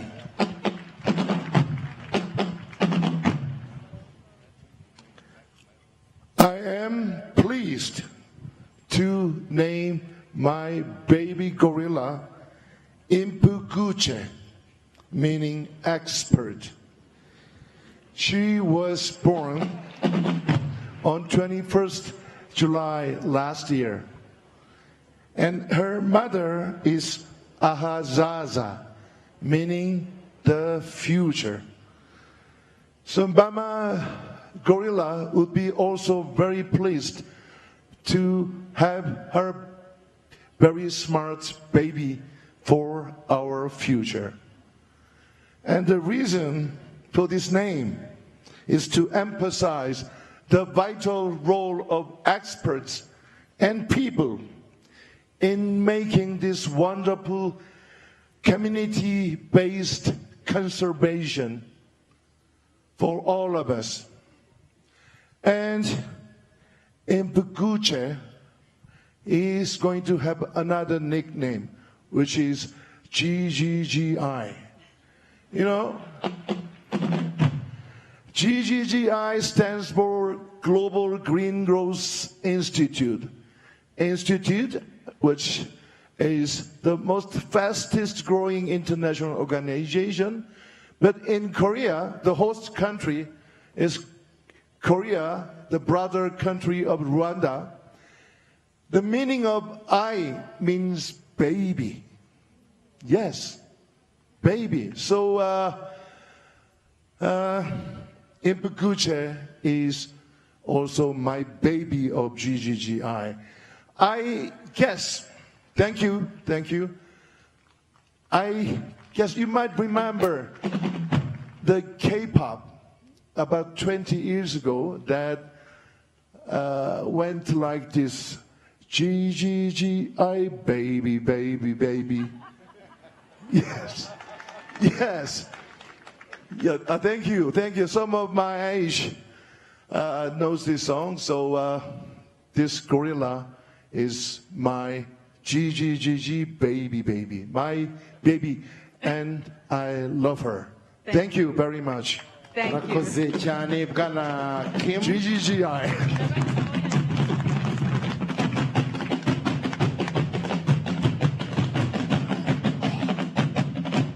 Kamsamida. Our next name is Mr. David Marriott. Tumwakira n'amashimwe cyane. Muraho. I'm pleased to name this baby boy Rugwiro, meaning hospitable. He was born on January 22nd, 2024, to his mother, Ubukombe. His name honors the nurturing and welcoming nature of gorillas.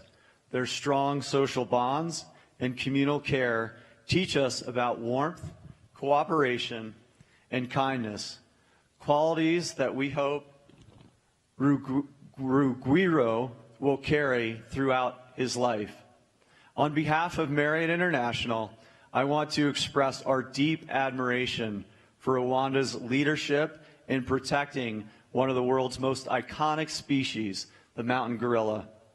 We believe that travel can and should be a force for good, and our presence in Rwanda is rooted in the belief of growing together with the people, culture, and natural heritage of this extraordinary country.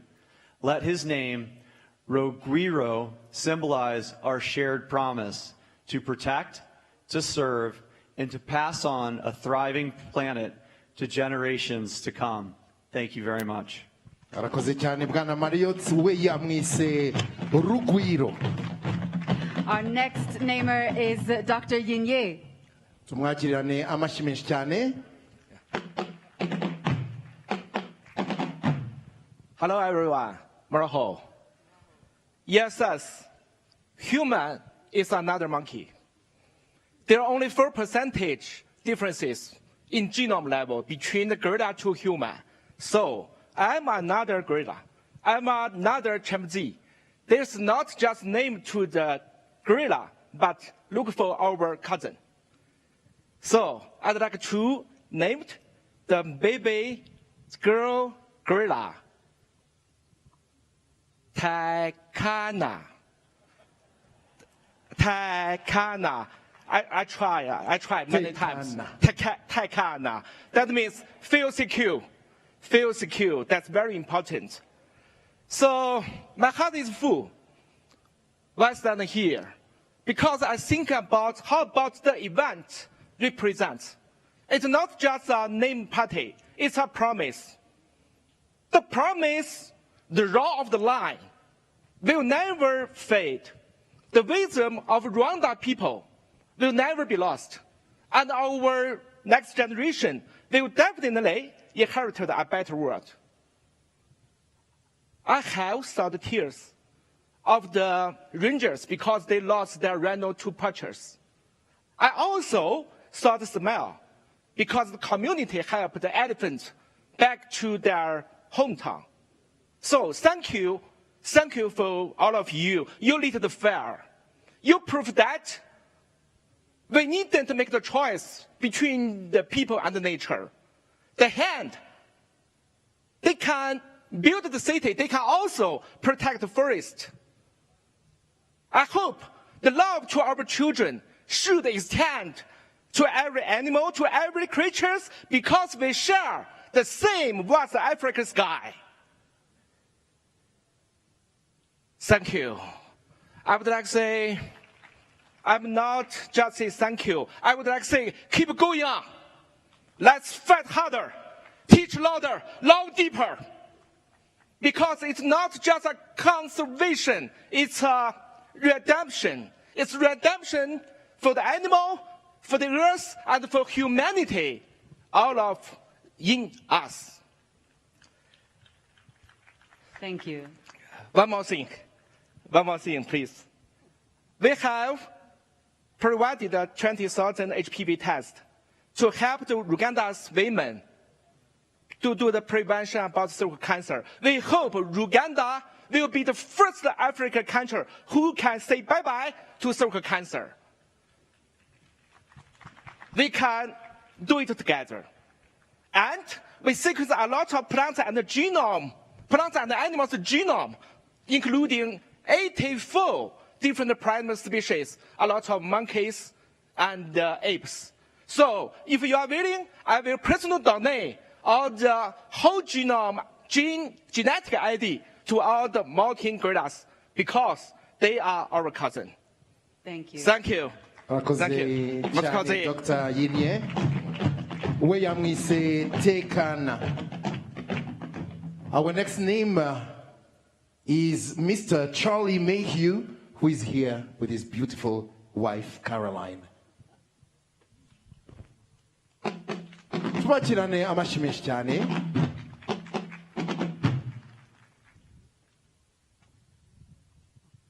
Maraho.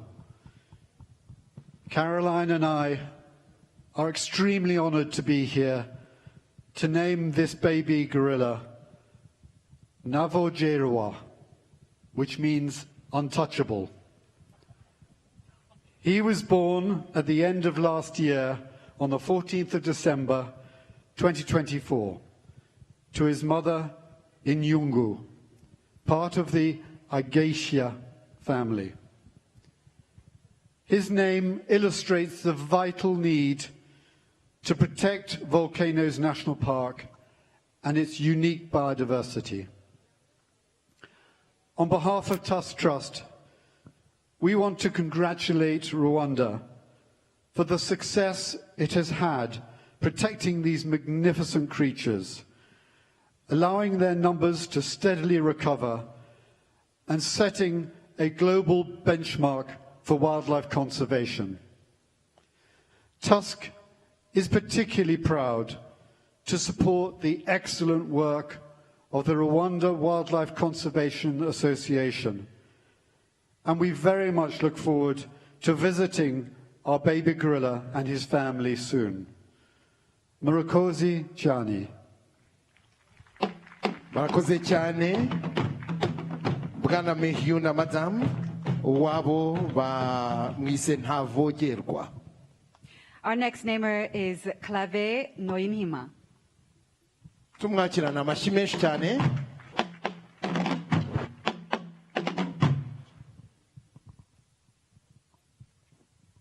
Muraho. I give the name Nyunganizi, meaning supporter or helper to the baby boy born on 18th November 2024 to Mother Akamaro. This name was given with the profound hope that this infant, as a part of one male group, will grow into a strong and mature silverback. Our aspiration is that he will one day support the current leader Mutobo in safeguarding and protecting their family, ensuring its continued prosperity and survival. Rwanda exemplary commitment to wildlife conservation and the protection of the natural habitat is truly commendable. This meaningful ceremony highlights the country's ongoing dedication. I look forward to the opportunity to visit baby Nyunganizi and his family within their kingdom near future. Murakoze cyane. Arakoze cyane Claveni. We yamwise Nyunganizi. Our next namer is the blockbuster hitmaker, Mr. Michael Bay. Tumuha amashyi menshi cyane. Hello, hello. Raho. Wow, it's amazing. amazing ceremony. This would put the Super Bowl halftime show to shame. Okay? Those dancers were awesome. And they're all back there. I'm thrilled to be here. I am going to name my baby boy gorilla Mirage, okay, which translates to heritage. I hear he's like such a good-looking baby gorilla, and being a movie director, I promise I'm going to make him a famous gorilla movie star. Okay? And I'm going to give him the nickname, we got nicknames now, I'm going to give him the nickname Mason Rock, okay? So anyway, the energy here is amazing, and Rwanda, being in the forefront of animal preservation, protecting wildlife here on Earth is everyone's responsibility, and Rwanda is leading the way. So thanks for having me here. Thank you, Michael. Thank you. We have baby Mason Rock and baby GGGI as nicknames Absolutely. now. GGGI. Our next namer is Michelle Yotot. Michelle Yotot, Muhammad Bravo. Wow, I am so pleased and so excited to be here in Rwanda. I was so blessed to witness the Sabinho family up close in their natural habitat. It was without a question a life-changing experience. I was utterly transfixed. It was there I met the precious baby girl that I have the privilege of naming today, Rogire, meaning famous. I was already starstruck. She was born on the 1st of May to a Mama Karima. May her name, Rogire, embody Rwanda's global recognition for extraordinary leadership in environmental stewardship and sustainable development. Through the spirit of KWITA IZINA, may little Rogire and her fellow newborns grow strong and free within the beauty of Volcanoes National Park, a living monument to harmony between people, wildlife, and the one planet we all share. Thank you for your amazing country and the wonderful people of Rwanda. Murakoze cyane. Arakoze cyane. Michelle Yotot, umwana we yamwise Rwogere. Our next name is Jean Tot. Tumwakirana amashyi menshi cyane.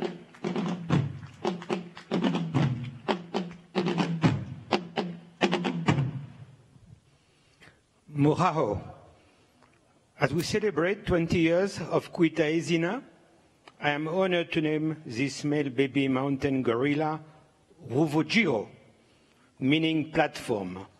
Born of 19th May 2024 to Mother Gukina, the name Ruvugiro reflects how KWITA IZINA serves as a platform to share and advance our vision for community-centered conservation, promoting programs that improve livelihoods and ensure a sustainable future for all. This celebration reflects the success of Rwanda's vision for conservation and community engagement.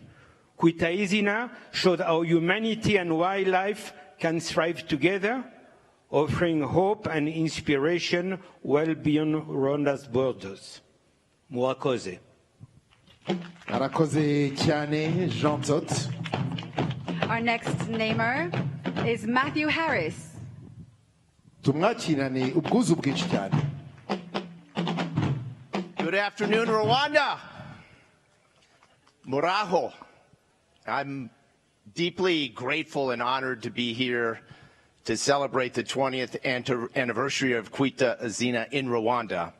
I had the pleasure and opportunity yesterday to meet my baby gorilla from the Isimbi family, born to mother Ejoheza, and I have named him Emwu Ingeri, the shepherd. The name shepherd is important because it honors all the rangers, trackers, and guides that keep us all safe in the wilderness and allow us to traverse the ecosystem in harmony with nature, wildlife, and humanity. And as I'm here on this important 20th anniversary in probably the leading country in the world in terms of conservation, I remind all of us how imperative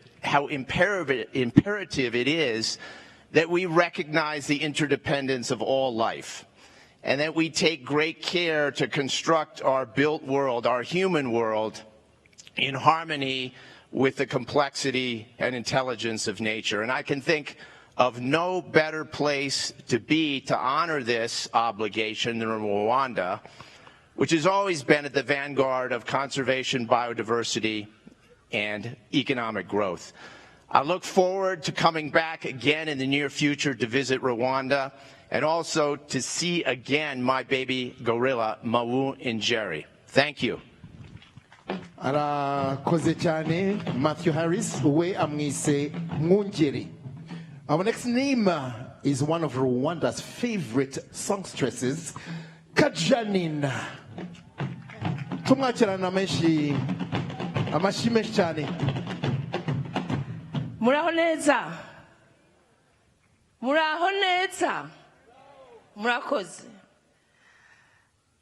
Votre Excellence, Monsieur le Premier Ministre, our dear First Lady of Rwanda, fellow members, ladies and gentlemen, mwiriwe neza.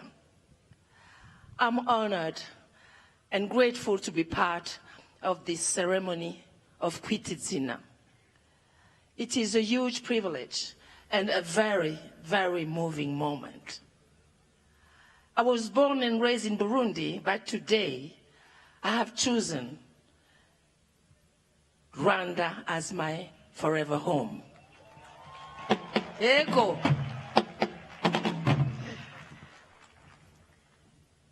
In Africa, we say that it takes a village to raise a child. In the same spirit, we can say that it takes a whole world to protect what is dear to our lives: nature, species in danger, and well-being of Musanze communities, who are the main actors of the extraordinary progress and success that Rwanda has achieved in terms of conservation of mountain giants. Thank you. My baby family is Kwisanga. Her sweet mama is in Chile. The name of my baby boy gorilla is Garuka. Garuka means come back. I wish that you will come back to visit Rwanda, to discover all the wonders that this beautiful country has to offer you. Happy 20th anniversary. Thank you, murakoze. Arakoze cyane Kajanine, tumwongera amashi menshi cyane. Yavukiye Burundi aranahakurira ariko yahisemo u Rwanda. Our next namer is Matthew Flamini. Nawe tumwakirana amashi menshi cyane Matthew Flamini.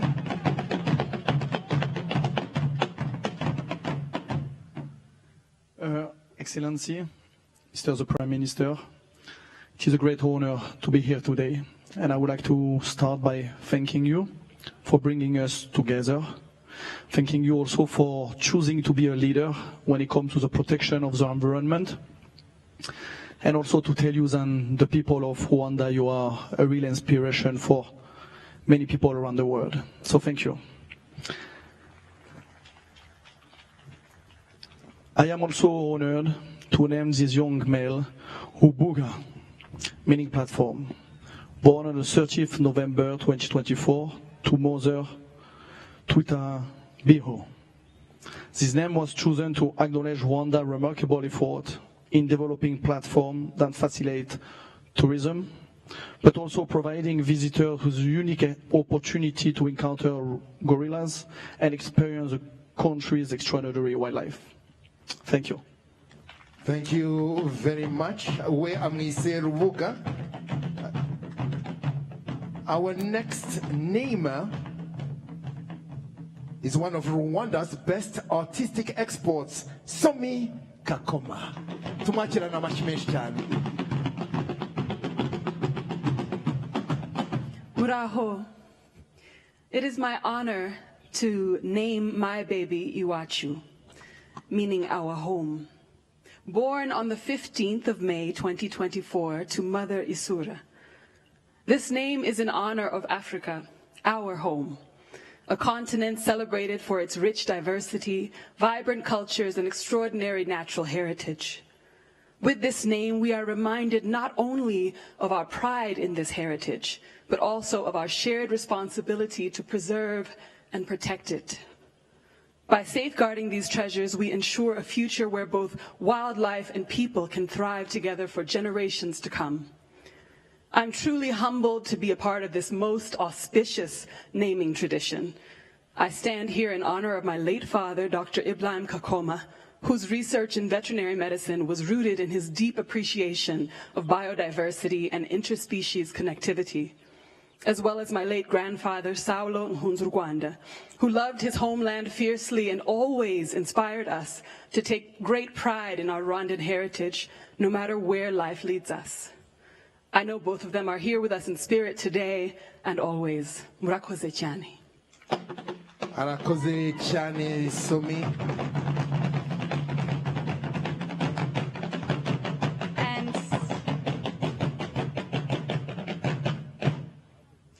Okay, and thank you so much to our first group of namers.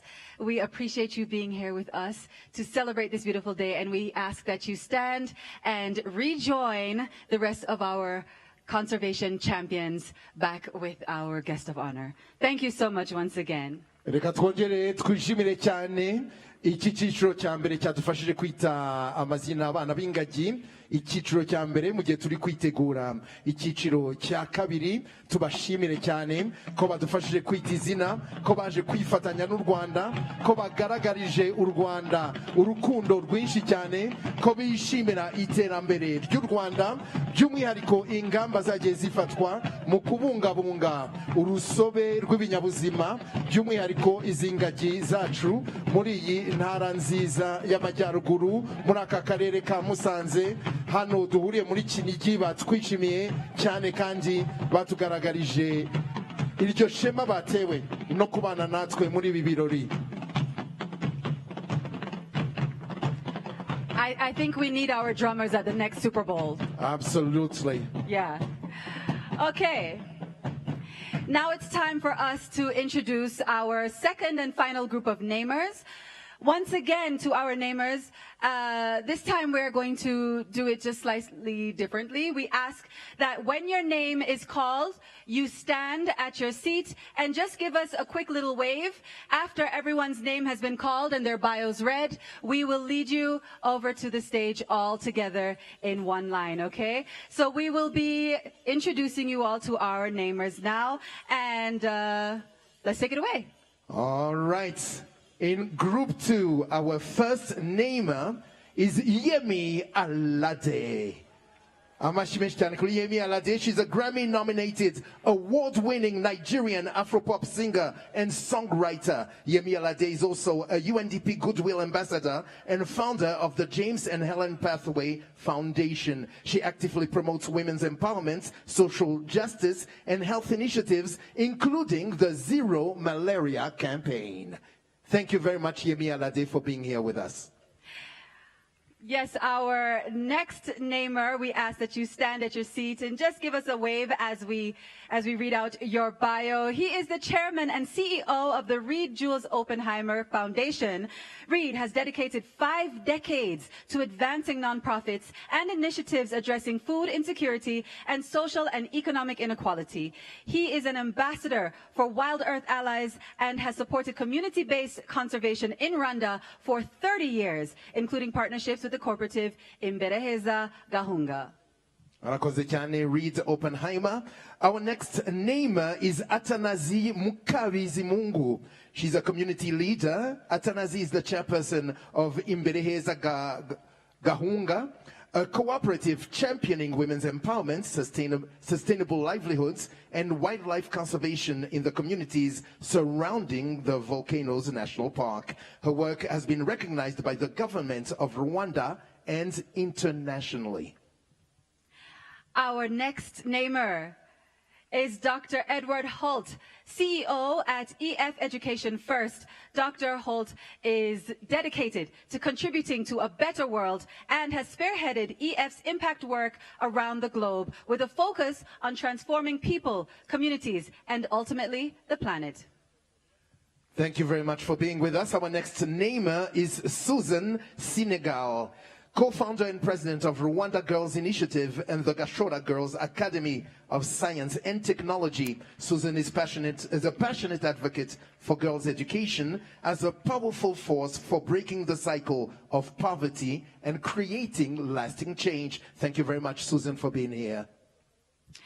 Our next namer is Gagan Gupta, founder and CEO of Arise Group. Gagan Gupta is passionate about driving sustainable industrialization, renewable energy, and clean mobility across Africa. In Rwanda, he is partnering with the government to develop the Bugesera Special Economic Zone, and through his company Spyro, is advancing the country's e-mobility initiatives.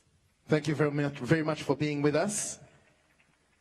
Our next namer is Camille Lebelo, founder and CEO of EcoPlanet Bamboo. Camille Lebelo has led major initiatives in Rwanda with the organization, including planting over 1,000 hectares, restoring riparian zones, and supporting biodiversity through key national partnerships.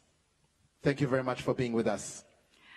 Our next namer is Luis Garcia, retired pro footballer who played for clubs like Atletico Madrid, Barcelona, and Liverpool. Luis is known for his flair and crucial goals. Today, he works as a football analyst for ESPN and is the CEO of the Malaysian football club, JDT. Thank you very much for being with us. Our next namer is none other than Bakary Sagna, a former professional footballer. Bakary Sagna made 284 appearances for Arsenal and 65 international appearances for France. He is now based in Dubai, where he spends time coaching and focusing on his business interests. Thank you very much, Bakary Sagna, for being here with us.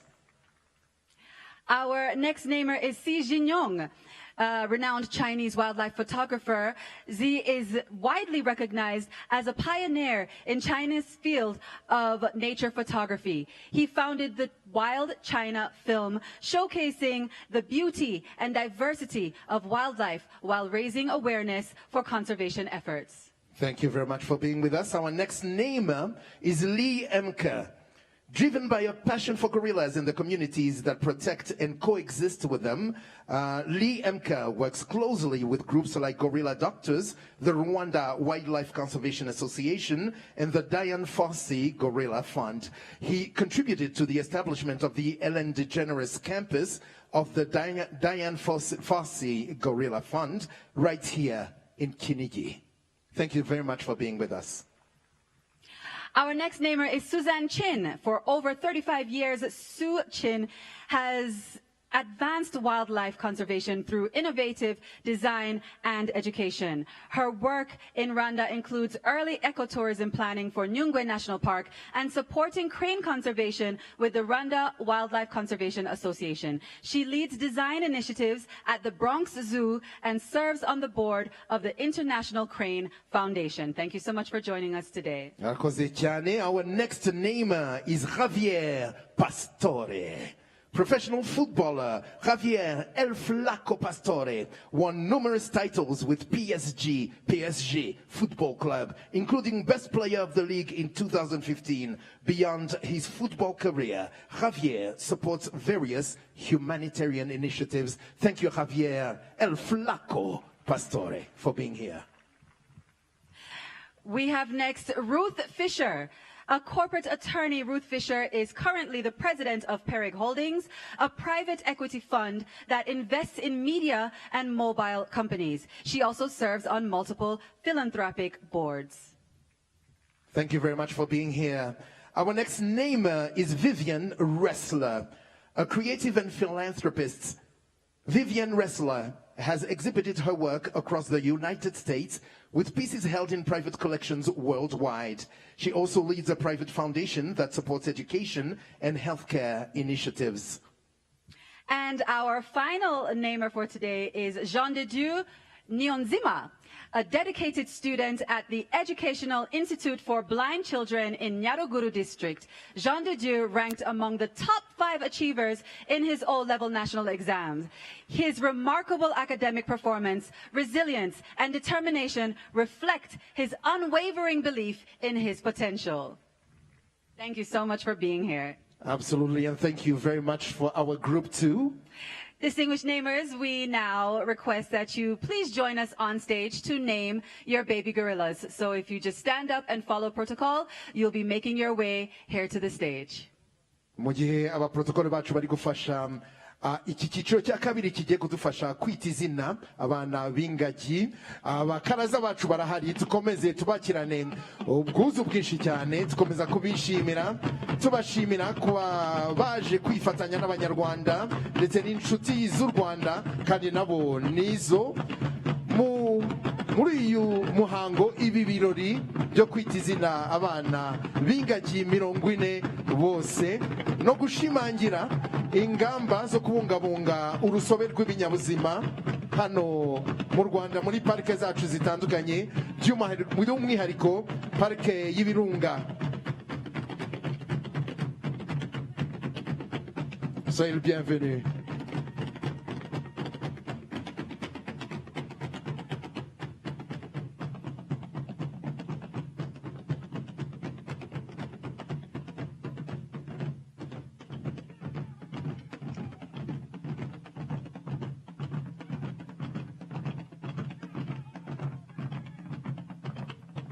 turabishimiye ndetse na cyane rwose.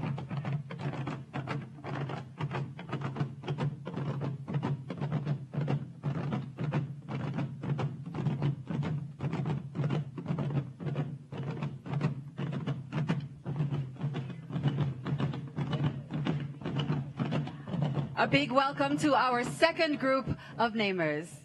Reka tuhikaze iki cyiciro cya kabiri. And let's get it started as soon as everyone is seated and comfortable.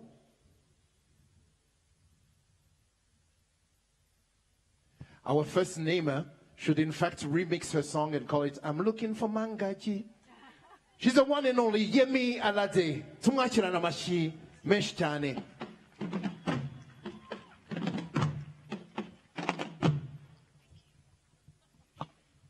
The First Lady, Your Excellency, the Prime Minister, my fellow namers, it's an honor to be here. My name is Yemi Alade. I came all the way from Nigeria, and it is an honor to be here in Rwanda, in Kinigi. I am honored to name my baby gorilla Kundwa. Kundwa means loved, and her mother is Mbaga. Kundwa was born on the 1st of May, 2025. She's barely 7 months old. No, I think she's older than that, but okay.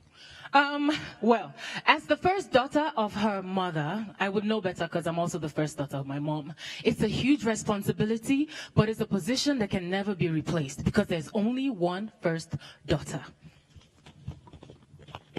Yesterday, I had the honor to be welcomed by the gray silverback alpha gorilla, Mr. Gahinga, early yesterday morning. This allowed us to sit and watch them eat and socialize, and I observed and shared awe of these majestic, powerful herbivores. As my friend said, the mountain giants.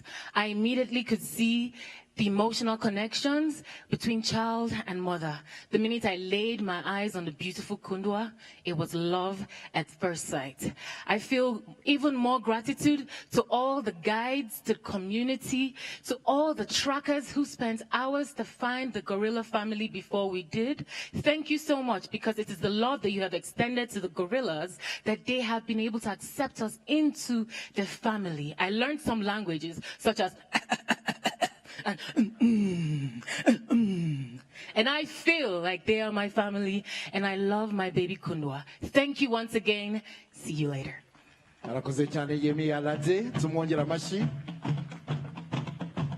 Next up, we ask that Reed Oppenheimer make his way to name his baby gorilla. nawe tumwakirana amashyi menshi cyane bose uko baza tujye tubakirana amashyi menshi cyane. Maraho. I am pleased to name this young male Tengamara, meaning be safe and sound, born on the 18th of August, 2023, to mother Muda Hinuka. This name reflects the incredible resilience of gorillas who now thrive in Rwanda's land of 1,000 towers, 1,000 hills, where towering volcanoes and nature flourishes. And nature flourishes here for one reason. It's because of the people and the leadership of this wonderful country. So I want to thank you all for that. Once on the brink of extinction, their revival is testament to Rwanda's unwavering commitment to conservation and to protect and people in harmony. As an ambassador for Wild Earth Allies, I am grateful to be part of their 30 years of collaborative conservation success in Rwanda. On behalf of my wife, Gabrielle, who couldn't be here, and my entire family, I'm honored to be in Rwanda with you all and to name a mountain gorilla today. We are proud to support the work with families living near Volcanoes National Park with a cooperative led by Atanasi, who is also naming a gorilla today. And we believe local action like hers drives lasting change for wildlife and people. We share a common belief that to save anybody, you have to save everybody. And using these tools of empowerment of women and the protection of our close cousin, the mountain gorilla. I'd really love being here today. Mirakosi. Arakoze cyane Reed Oppenheimer we yamwise Tengamara Yemialade we yamwise Kungwa. Our next name is Atanasi Mukabizimungu. Atanasi tumwakira n'amashyi menshi cyane.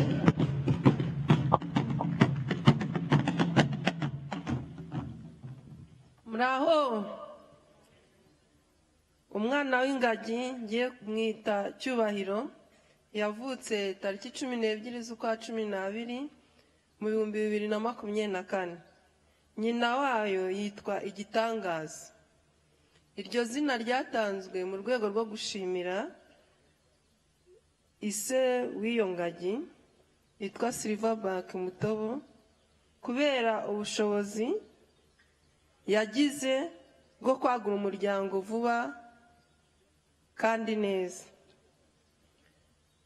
Nk'umuyobozi wa koperative Imbere Heza Gahunga, twishimiye ubufatanye bwa Leta y'u Rwanda na weya n'abandi bafatanyabikorwa mu mibereho yacu ya buri munsi bwite ndetse no kubungabunga parike yacu y'igihugu. Tuzakomeza no kuyibungabunga ndetse n'ejo nzajya gusura ndebe ko iyo miryango imeze neza. Murakoze cyane. Arakoze cyane tumwongera amashyi menshi cyane Atanazia Mukabizimungu. Our next namer we asked to take the stage is Dr. Edward Holt. Nawe reka tumwakirana amashyi menshi cyane yitegura kwita izina umwana w'ingagi. Moraho. I'm deeply honored to get the opportunity to come to this beautiful and amazing ceremony. I'm also very honored to get to name a young, strong male born on the 4th of September in 2023 to mother Twengere. I named this baby Rwanda Nziza. The name means beautiful Rwanda and pays tribute to Rwanda's breathtaking natural beauty and the beautiful spirit and welcoming of the people. I truly believe that his birth and continued growth is a beacon of hope for the future and is only made possible by the nation's steadfast commitment to conservation and wildlife protection. We look forward to seeing him thrive and establish his own family in the Volcanoes National Park over the years to come. Thank you. Arakoze cyane. Our next name is Suzanne Senegal.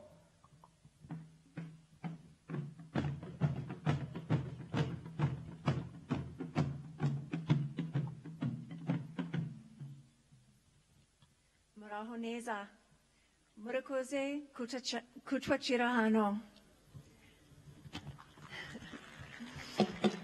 Your Excellency, Honorable Prime Minister and distinguished guests, I am so honored to be here today to take part in this special milestone of the 20th anniversary of KWITA IZINA. I have the privilege of naming this baby gorilla Muvugizi, meaning advocate. She was born on the 22nd of March, 2024, to mother Rwanda Rushaya. I was so lucky to spend time with her and her Isimbi family yesterday. This name highlights the importance of our continuing to be advocates for the mountain gorillas, as they are essential for conservation and ecotourism. This name shines a light on the importance of protecting biodiversity and invites a more holistic way of thinking, one that encourages us to appreciate wildlife and recognize how all species are truly interconnected.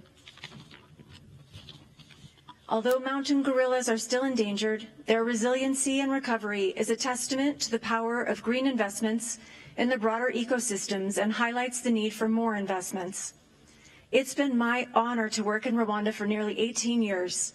I continue to be absolutely inspired by the way that Rwanda is a model for the world in so many areas, from health access to gender equity. So it's not surprising to me at all that Rwanda has also been such a leader and an advocate in conservation and protecting the beautiful mountain gorillas and their habitat. I look forward to visiting amazing Muvugizi in the Volcanoes National Park again very soon. Murakoze cyane. Murakoze cyane Suzanne. Hari habuze gato ngo babwire ngo murakoze guceceka kuko mwimana amashi yanyu ari hari hano. Our next namer is Gagan Gupta.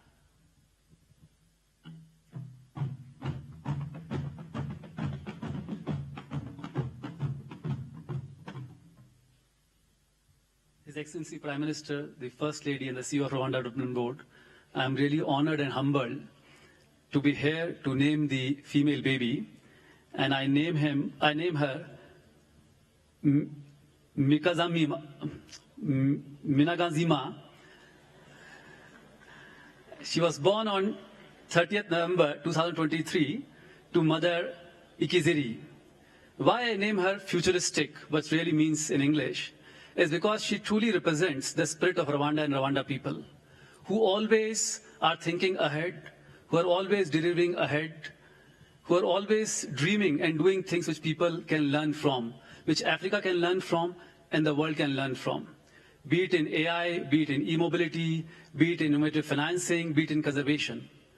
And I think today, if we roll back 20 years back, somebody imagined this in future, and that is why it is possible. So I like that we give a big round of applause to all the warriors, forest trackers, who really made it possible. So a big round of applause to all of them.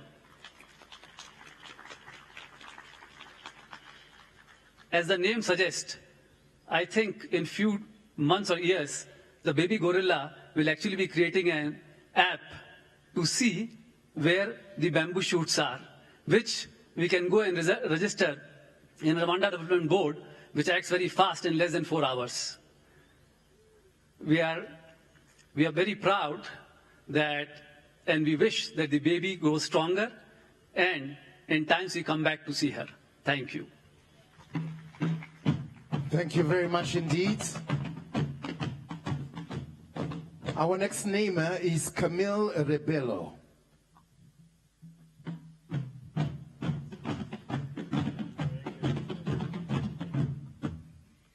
Honorable First Lady, Your Excellency, Mr. Prime Minister, good afternoon and maraho. I'm extremely honored to introduce you to this beautiful baby boy, baby gorilla, who was born on March 12th, 2024, to his mother, Dukundane. I'm so proud to name him Rugano, meaning bamboo. This name recognizes the crucial role of the bamboo forests within the Volcanoes National Park, a species which provides a vital habitat and a critical food source for these beautiful mountain gorillas.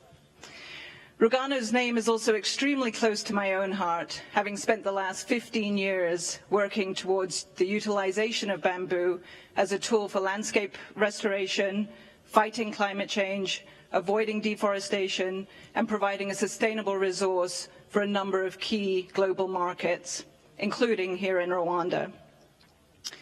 The Volcanoes National Park is critical to gorilla conservation and the bamboo within it, and not just the conservation, but cross-border biodiversity. And protecting it is essential for maintaining the survival and the ecological balance of these species within that ecosystem. Over the past few years, and in particular over the last 5 years, working with the African Wildlife Foundation and the Rwanda Development Board, Ecoplanet has witnessed how the restoration of the areas surrounding the Volcano National Park is possible. And it's been extremely inspiring to watch that, as well as the remarkable conservation journey and commitment of Rwanda towards the protection of these species. Yesterday, getting the opportunity to experience this firsthand was truly awe-inspiring. To walk for 3-4 hours through extremely dense jungle and come face to face with these majestic animals was really an incredible experience. And it turned that theoretical commitment and journey of Rwanda's conservation journey into something extremely tangible and awe-inspiring. Equally awe-inspiring was seeing the absolute passion of our ranger, our guide, their knowledge, and the team of trackers, porters, and all the other people behind it. It was clear that these people have not only dedicated their lives, but truly loved these gorillas. And that's really a remarkable thing for Rwanda to have created. So thank you very much. Thank you. Our next namer is Luis Garcia.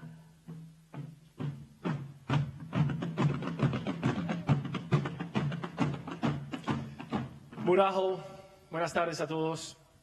I've been thinking the last couple of days how to start a routine for my speech, and it hasn't been easy. But the first thing that came to my head was to be thankful for the people who allow me to be here today. So I would like to thank Prime Minister, First Lady, Visit Rwanda and Atletico Madrid for having me here. I really, really thank you very much for this amazing experience. I feel really privileged and honored to have the opportunity to give the baby girl the name of Iraba, that means ornament patterns. She was born on 26th of September 2024, and his mom is called Ijame. The name Iraba comes from trying to find and celebrate the stunning beauty of gorillas, who are like living ornaments to the country. I've been a football player for 20 years, and I have good days, I have bad days, and when I retire and I look back, I always see those special moments that stick first to my head, those the good ones, the really special ones. I had the opportunity yesterday to go into the Volcano Mountains and walk among a family of gorillas who allowed us to spend with their time, to see they behave, how they talk to each other, how they eat, how they behave. And it was really, really an experience that is unique. I will always recommend to anyone who can a chance to come here to Rwanda. So I know that those memories, they will last for the rest of my life in my head, and they will come every single time that I got a smile on my face. So thank you very much for having me here. Ora kose Rwanda. Thank you very much, Luis Garcia.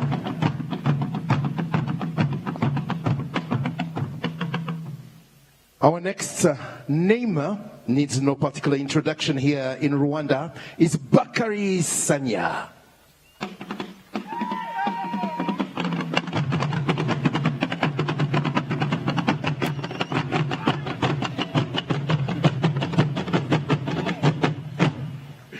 Such a great welcome. Thank you so much, His Excellency, Prime Minister. It's a real privilege for me to be standing in front of you and have the privilege to name my baby Amahumbezi, meaning gentle breeze, named the mother Munezero. The baby was born on the 30th of January 2025.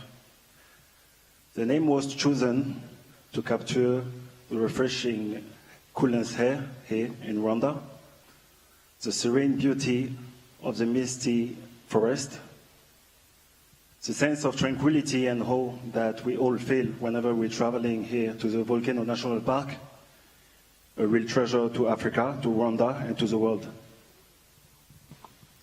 I want to express my sincere respect for the government, for the different organizations here in Rwanda, for all the people coming along together to make this happen, first of all, this fantastic ceremony, but also allowing all the animals to live and protect the wildlife and their habitat. I'm African, I'm a proud African, I'm Senegalese, but today more than ever I feel Rwanda.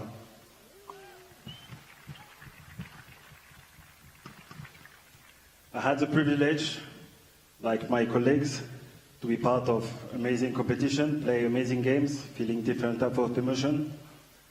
But the past 3 days have been very interesting, and I will surely go back home with a last memories and a lot of more courageous because of you guys, because of courage you're showing us, and because of the energy I'm feeling here every day. I'm looking forward to be meeting baby Umuraje and his family, of course, in the national park. I'm looking forward to be coming back here in Rwanda to feel the energy. But on behalf of Arsenal Football Club and myself, murakoze. Arakoze cyane Bakari Sanya, merci beaucoup.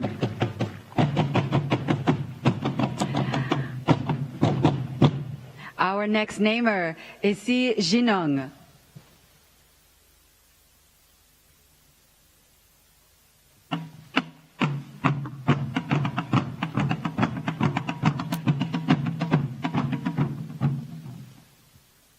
非常荣幸能来到大猩猩的故乡。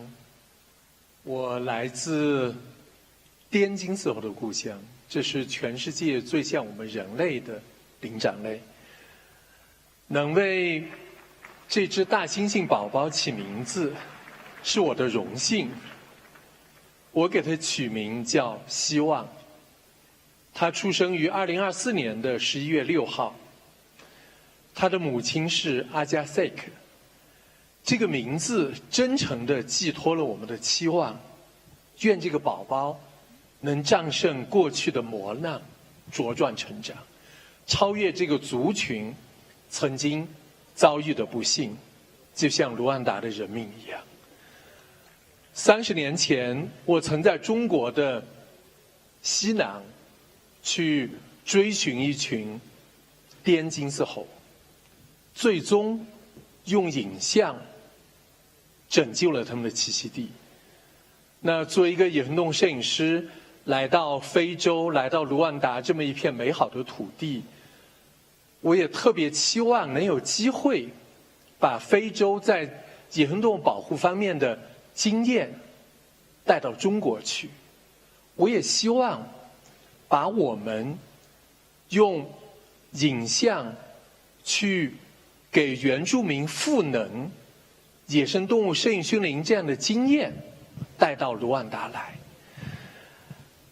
今天呢，我来到卢旺达，怀着深切的爱与美好的祝愿，渴望为这个美丽的国度播种希望。感谢你，卢旺达。Bolaket, Rwanda. Thank you. Amazulu Yanyu, I'm honored to be here in Nikini to name this baby boy Izile. It means hope. He has the same family name with me. He's born on November 16, 2024 to mother Agazake. This name is a heartfelt expression of our hope that this infant will overcome past challenges, grow of full strength and thrive, rising above the history of the losses in her lineage, just like the people of Rwanda. 30 years ago, I have protected Chinese endangered species, Yunnan snub-nosed monkeys in the southwest part of China, where I grew up. It is a primate that bears a resemblance to humans. Because of my photography and documentary, this endangered species has saved from the brink of extinction. Over the decades, a dozen wildlife species on the brink of extinction in China was saved by photography such as Tibetan antelope, black-necked crane, green peacock, and snow leopard. Many of the Chinese young generations follow me on this path nowadays. I want to share my experience here in Rwanda. So today,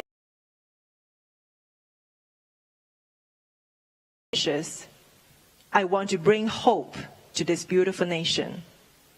Mulakazi Rwanda. Thank you very much. Akoze cyane Shi Jenong.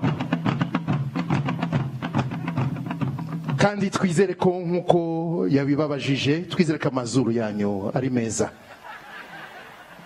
Reka tukomezanye. Our next name is Lee Emker.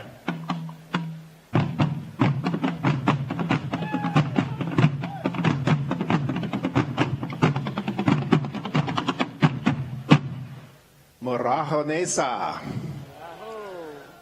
I am so privileged to be here in Rwanda again. It's starting to feel like my home away from home, and I can't wait to come back yet again soon. And I'm honored today to name a new baby who we don't know if it's a boy or a girl.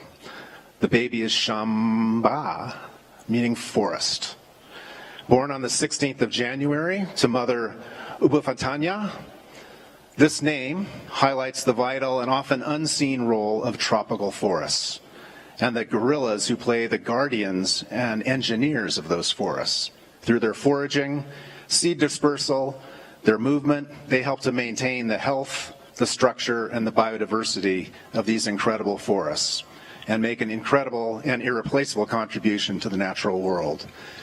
And I'm so pleased to be here again, and it was mentioned earlier, organizations that I've been able to participate in here in Rwanda who I want to give a shout out to because they're doing such great work to protect those forests. The Rwanda Conservation Association, RWCA, the Gorilla Doctors, and the Diane Fossey Gorilla Fund. Thank you so much. Arakoze cyane ku buhanga bw'ibyuma mwadufasha kuri iyo speaker iri gusamira. Our next namer is Su Chin.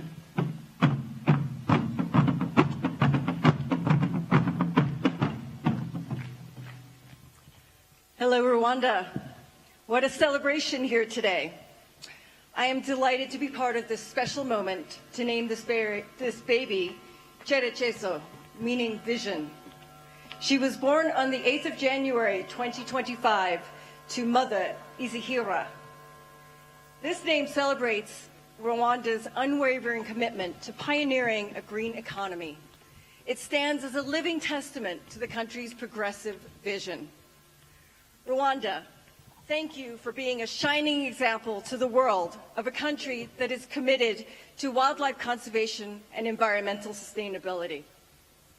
I am deeply humbled, honored, and grateful for the opportunity to name this baby gorilla Cherechezo. Thank you. Murakosi. Arakoze cyane. Thank you very much. Our next namer is Javier Pastore.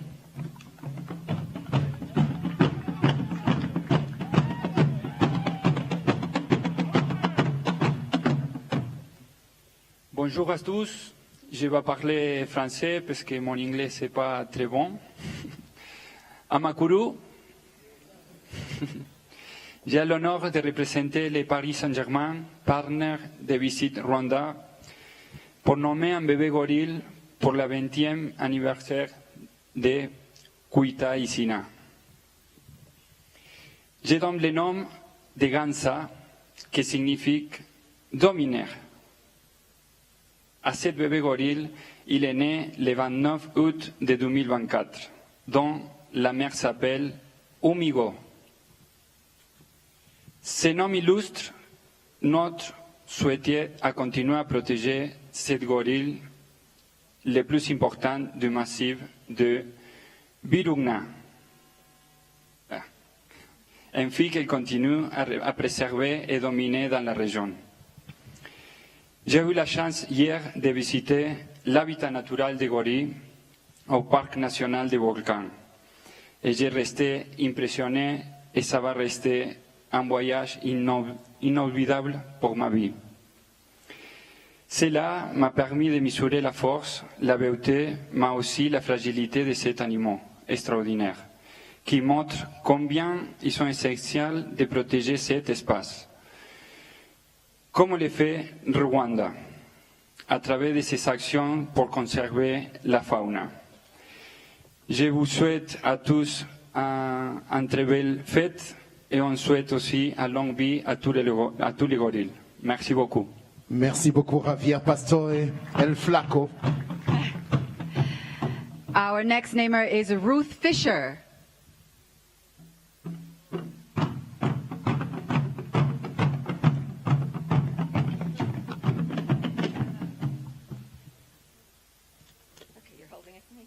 Okay, hello. I am delighted to be here to name a young male named Inhomoko, meaning origin, born on the 3rd of February 2024 to mother, forget it, I can't say it. The name highlights the deep connection shared by all species and reflects the One Health belief that the well-being of one species is linked to the health of the entire ecosystem.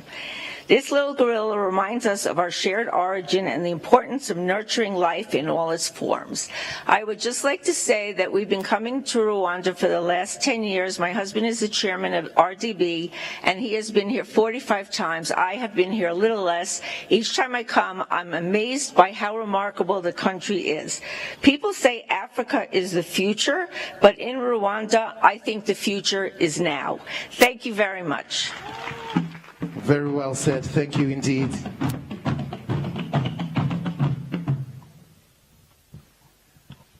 Our next namer is Vivian Wrestler.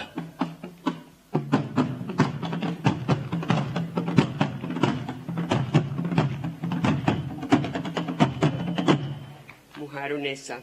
I am pleased to name this baby Higa, meaning commit, born on February 23rd, 2025.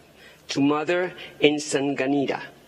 This name was chosen to celebrate and reinforce Rwanda's unwavering commitment to conserving its rich culture, heritage, and natural resources for generations to come. It is a privilege to participate in this meaningful ceremony. Thank you, Chairman Fisher. A few years ago, my late husband, known as Yossel, had a dream to come to Rwanda and see the gorillas in person. It was something he spoke about with excitement. Our friends, the Fishers, joined us in this great adventure. This journey gave us memories I will treasure forever. Today, by giving this baby a second name of Yossel, in his honor, we are weaving his story into the fabric of this land he loved so much. Thank you, Rwanda. May this little gorilla grow strong, wild, and free, just as my husband would have wanted. Murakoze, thank you, gracias. Arakoze cyane, thank you very much. And our final namer is Jean de Dieu Niyonzima. Amashi yanyu tumwakira Jean de Dieu.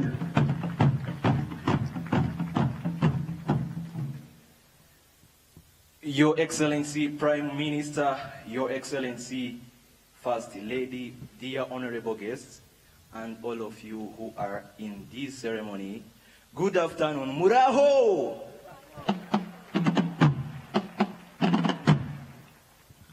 I'm honored to be one of the part of this ceremony, and I name this baby Terimbere. Terimbere meaning progress, born on 3rd December 2023 to Mother Ikijega. This name honors his grandfather, a revered dominant silverback of the Susa family, remembered for his tolerance and peaceful leadership. We hope this young gorilla will inherit those traits, growing in harmony with his family, peaceful leadership, tolerance, wisdom, and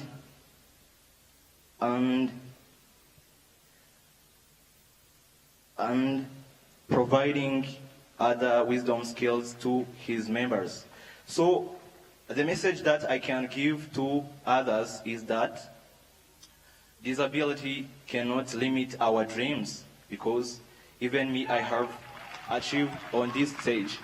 So, as a student from Education Institute for Blind Children, this moment is meaningfully, specifically. I would like to say that our dreams have no boundaries, because everyone can achieve his disability, his goals despite of his disability. So, thank you, murakoze. Amashimwe cyane kuri Jean de Dieu.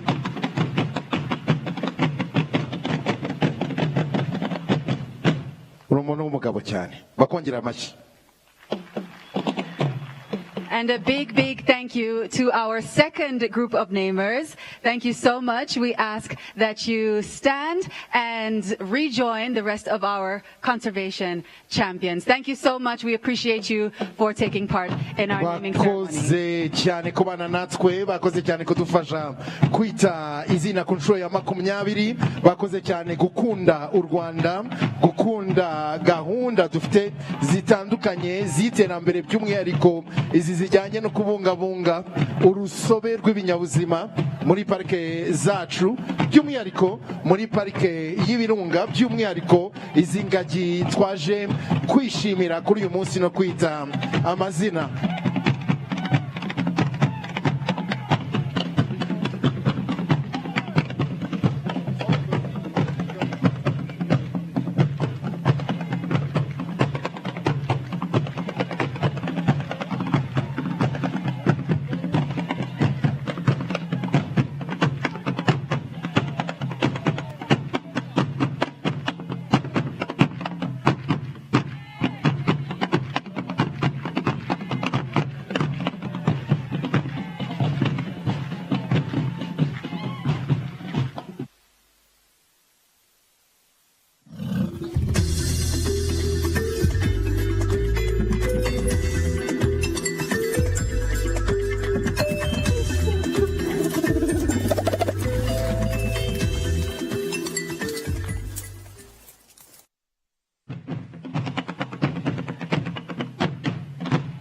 Murakoze cyane, dukomeza kwishimira cyane abashyitsi bahire baje kwifatanya natwe.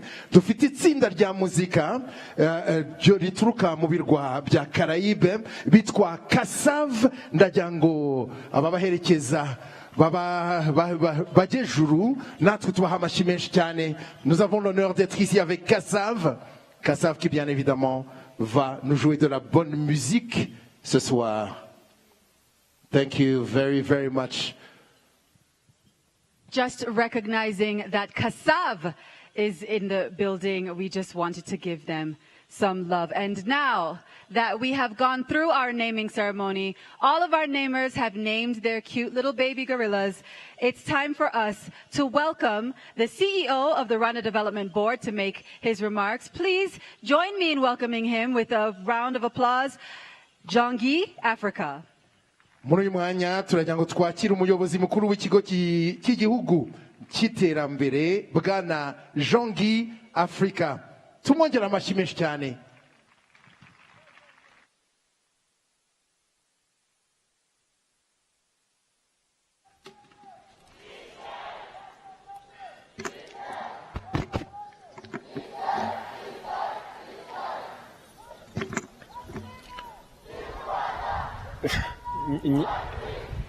Nyakubahwa Ministre w'Intebe mukaba n'umushitsi mukuru, Nyakubahwa First Lady of the Republic of Rwanda, ba Nyakubahwa bagize gouvernement, ba Nyakubahwa bagize inteko ishinga amategeko, baturage b'akarere ka Musanze nabo mu tundi turere, bashitsi mwese muteraniye hano, mwiriwe neza.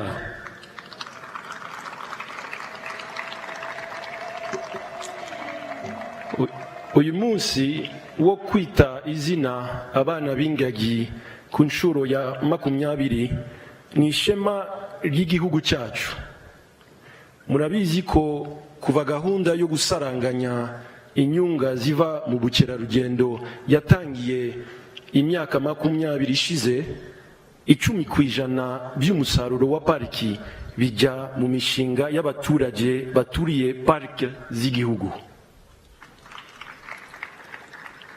Kugeza ubu imishinga ifite agaciro ka miliyari 18 z'amafaranga y'u Rwanda, yazanye amashuri, amavuriro, amasoko n'inzu zo guturamo. Ibi bikorwa bigabanya amakimbirane hagati y'abantu n'inyamaswa, kandi bituma conservation ifasha abaturage mu mibereho myiza. Binagaragaza isano iri hagati y'ubukerarugendo n'iterambere ry'abaturage. Ariko uyu munsi si uwacu gusa. Dufite inshuti zaturitse hirya no hino ku isi n'abashitsi baturitse mu mahanga baje kudufasha kwita amazina. Munyihangane rero ndakoresha icyongereza kugira ngo nabo bakurikire ibyo mvuga.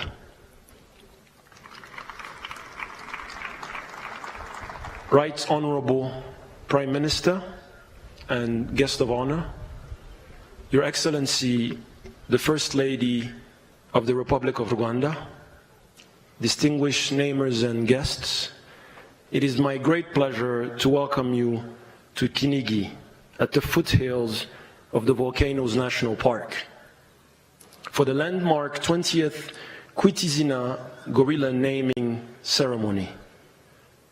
This is both a Rwandan tradition and a global call for conservation. 20 years ago, His Excellency, the President, and Her Excellency, the First Lady, named gorillas for the very first time. At that time, few could have imagined that these platforms would turn into what it is today. Today, KWITA IZINA stands as a symbol of Rwanda's determination to protect its natural heritage, uplift communities, and share biodiversity with the world. This year, we celebrate the naming of 40 baby gorillas, bringing the total since 2005 to 438. Their names, rooted in Rwanda's culture and conservation values, symbolize hope and continuity. KWITA IZINA is more than a naming ceremony. What began as a ranger's practice has evolved into a global movement. The theme of this year reminds us that wildlife protection must go hand in hand with empowering the people that live alongside of it. Tourism, anchored in conservation, continues to drive our national transformation. In 2024, the sector generated $647 million, with gorilla tourism alone contributing over $200 million. Thank you. Rwanda's conservation record speaks volumes. The mountain gorilla population in the Virunga now exceeds 600. But beyond gorillas, Rwanda reintroduced lions and rhinos to Akagera, and in 2025 completed the world's largest translocation of 70 white rhinos. Let me repeat this again. In 2025, Rwanda completed the world's largest translocation of rhinos, 70 of them. Today, our country proudly hosts the Big Five.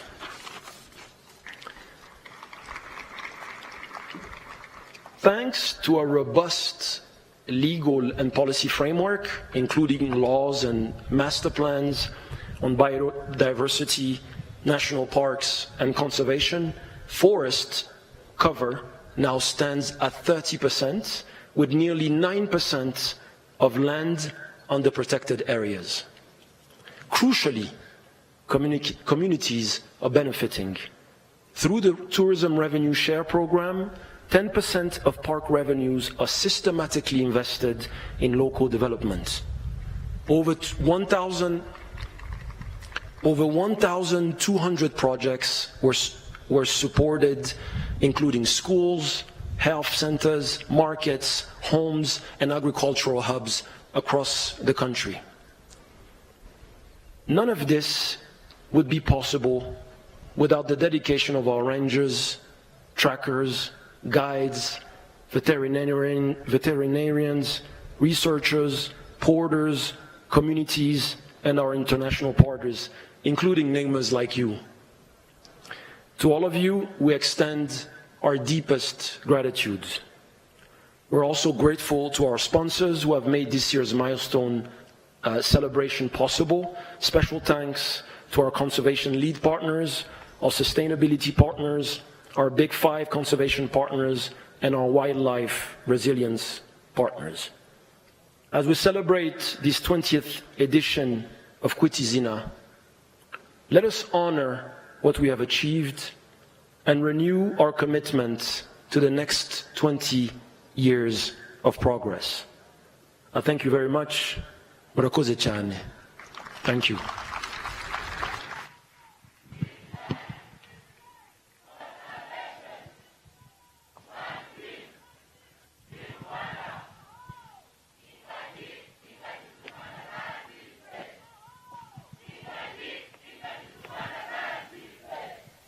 Reka tumushimire cyane nanone n'amashyi menshi cyane bwana Jean-Guy Africa.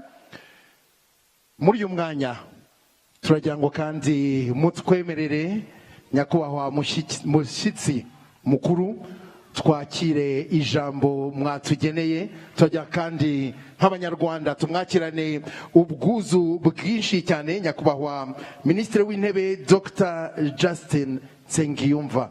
Amashyi menshi cyane. Musanze muzi uko tubigenza.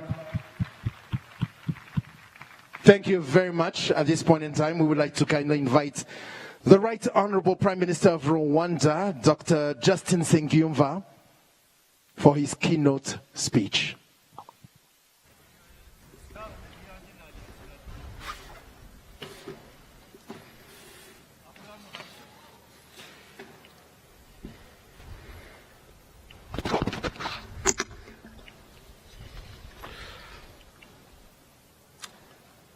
Your Excellency, First Lady of the Republic of Rwanda, Honorable Ministers, Senior Government Officials, Professor Sneet Fiseha, Vice President of Global Programs with the Susan Thompson Buffett Foundation, Mr. Itzhak Fisher, Chairman of the Board of Directors of Rwanda Development Board, His Highness Tunku Ali Ledhodin Ibn Tuanku Maurice, Princess Ingeborg zu Schleswig-Holstein, members of the Diplomatic Corps, distinguished KWITA IZINA members, esteemed conservation and KWITA IZINA partners, distinguished guests, ladies and gentlemen, baturage b'akarere ka Musanze muri hano, good afternoon. Mwiriwe neza. Baturage b'akarere ka Musanze mwiriwe neza. Mugira ubukire.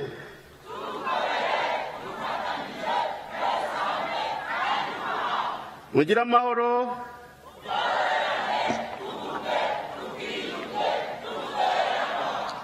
Murakoze cyane.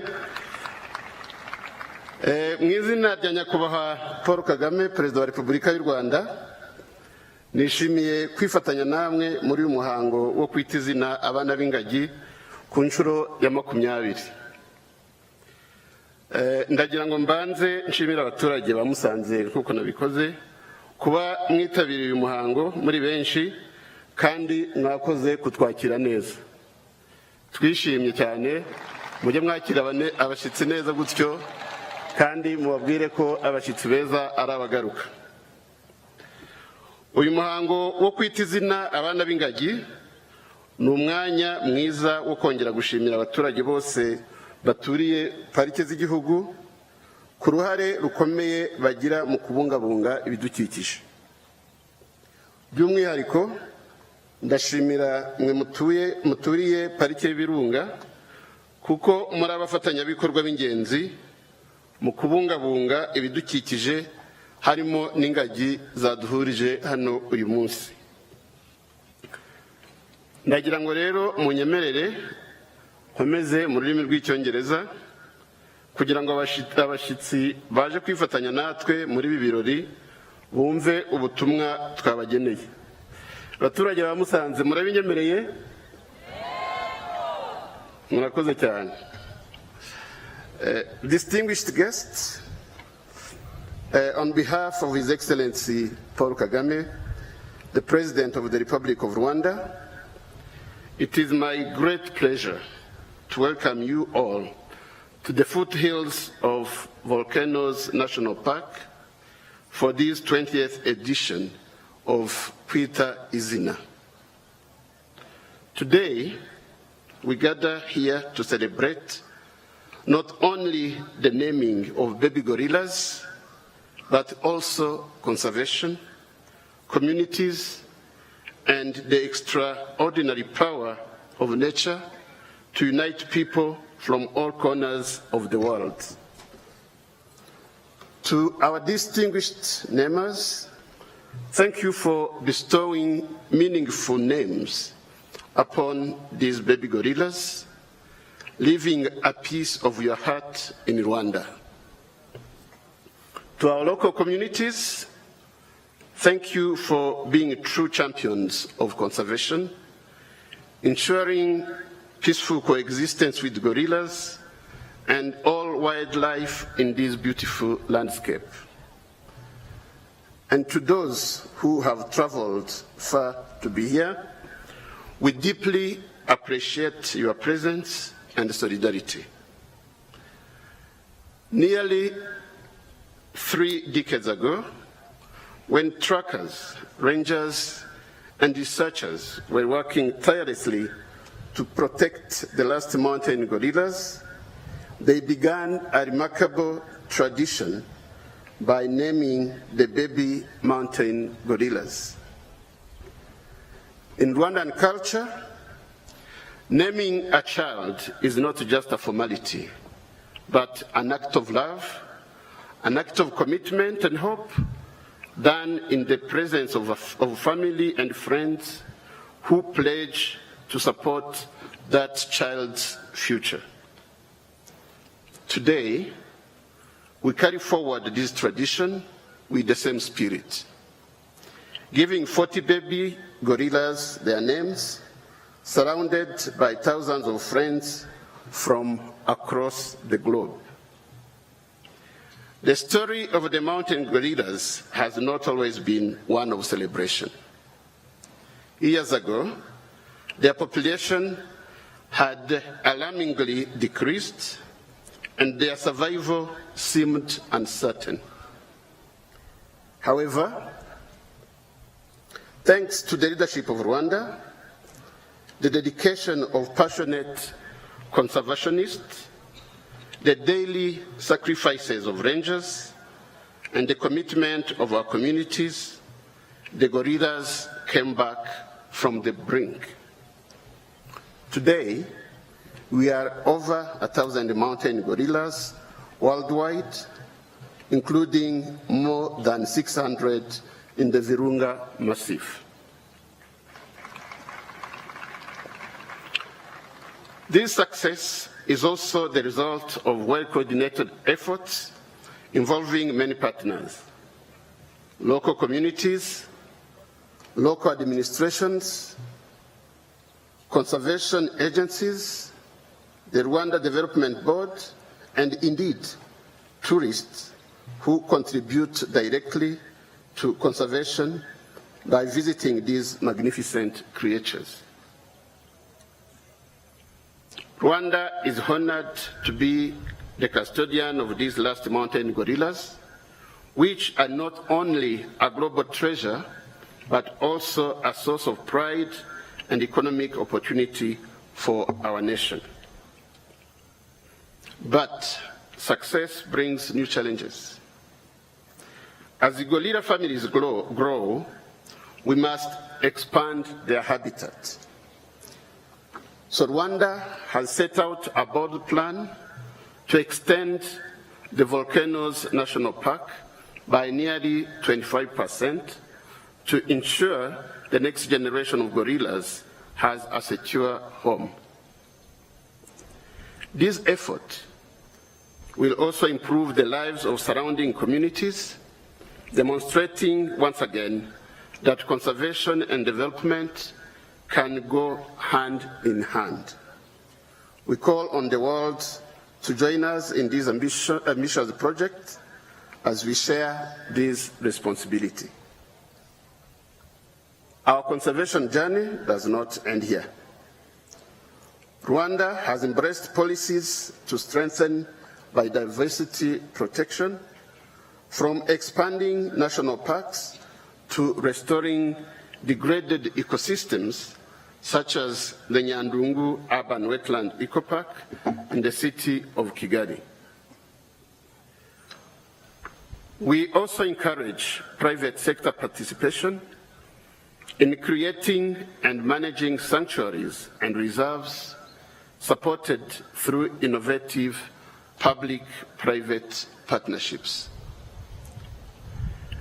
Ecotourism, anchored in the mountain gorillas, has become a cornerstone of Rwanda's development. It has created jobs, supported young entrepreneurs, and has positioned Rwanda as a clean, safe, and welcoming destination. But beyond gorillas, Rwanda offers a wealth of natural and cultural treasures. Our other primates, diverse bird life, flora, and the unique culture and heritage of our people are clear to see. We invite every visitor to experience the richness of Rwanda and to return as ambassadors for conservation. As we celebrate 20 years of KWITA IZINA, we honor the communities whose role is central. That is the main reason for having this ceremony held here, at the foothills of the gorilla's habitat, among the people who live closest to them. We pay tribute to their resilience, their commitment, and partnership in safeguarding these great apes. The story of the mountain gorillas is one of perseverance, of family and hope.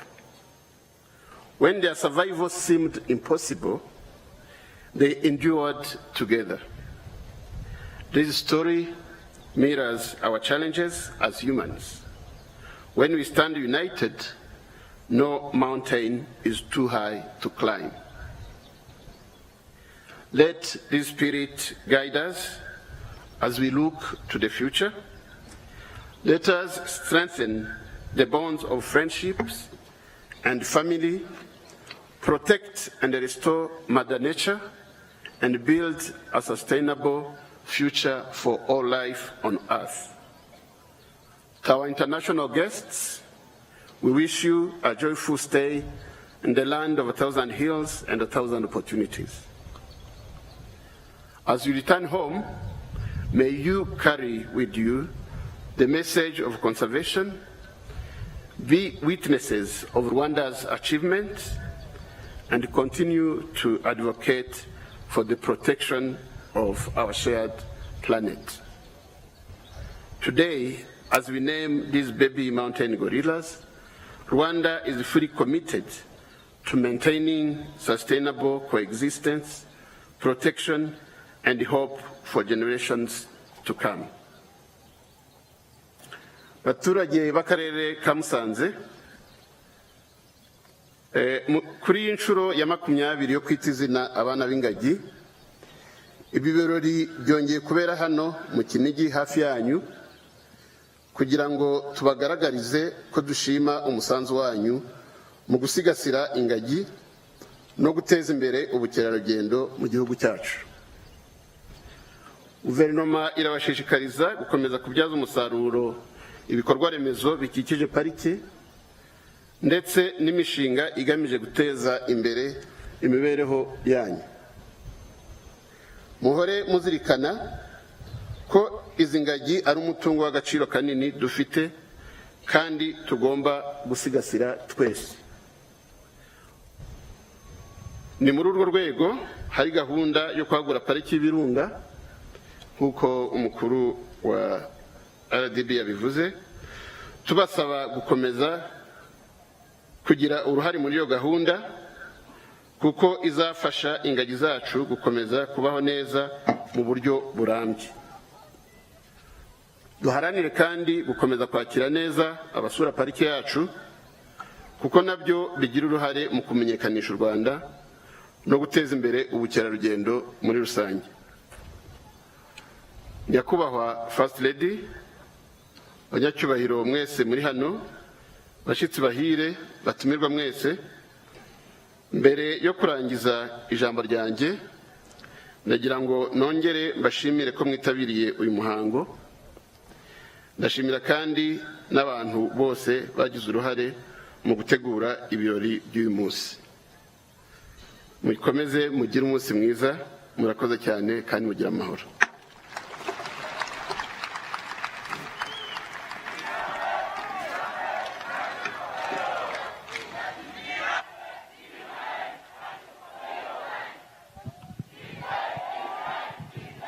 Thank you so much to the Right Honorable Prime Minister for your insightful remarks.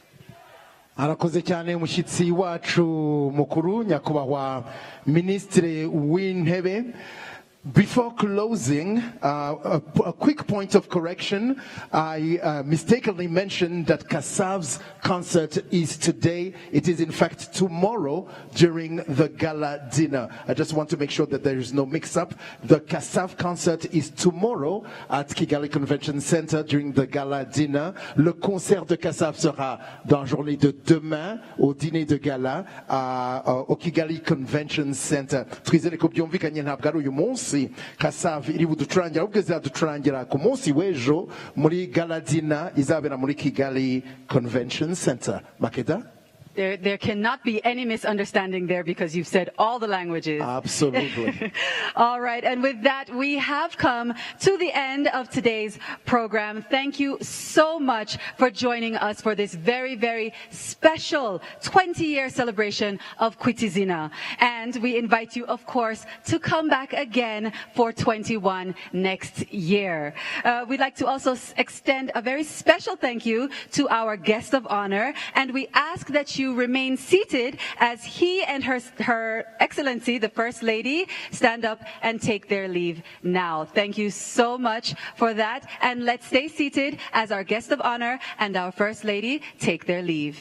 Murakoze cyane, turabashimiye cyane mwese ko mwakomeje kubana natwe. Reka tubasabe dukomeze twicare mu gihe umushyitsi wacu mukuru ndetse na nyakubahwa First Lady abayobozi bacu babaherekeza. Tubashimira cyane nanone yuko bifatanije natwe mbere yo kugenda bagiye kubanza gufata ifoto y'urwibutso. Tubasabe nanone dukomeze twicare twihangane, abashyitsi bacu bakuru babanze baherekezwe tubone gukomezanya n'abandi.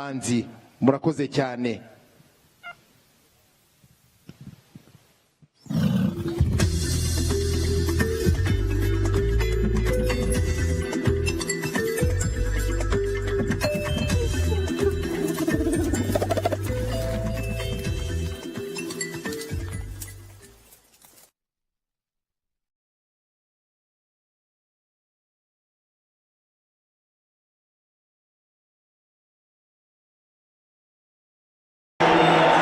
Hola, ¿qué tal? Saludos, muy buenas tardes. Esto que están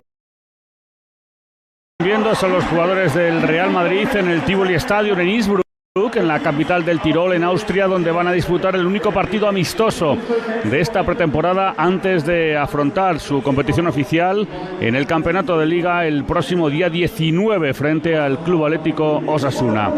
Vamos enseguida con la alineación de la Bundesliga austriaca y el Real Madrid. El Tirol que ya lleva, ya empezó. Están muy cerraditos. Vamos a ver el córner, lo han botado rápido, el envío de Mbappé, el lanzamiento de Mbappé, no sé si era un centro, buscaba esa escuadra. No lo sé, pero era un gran balón, porque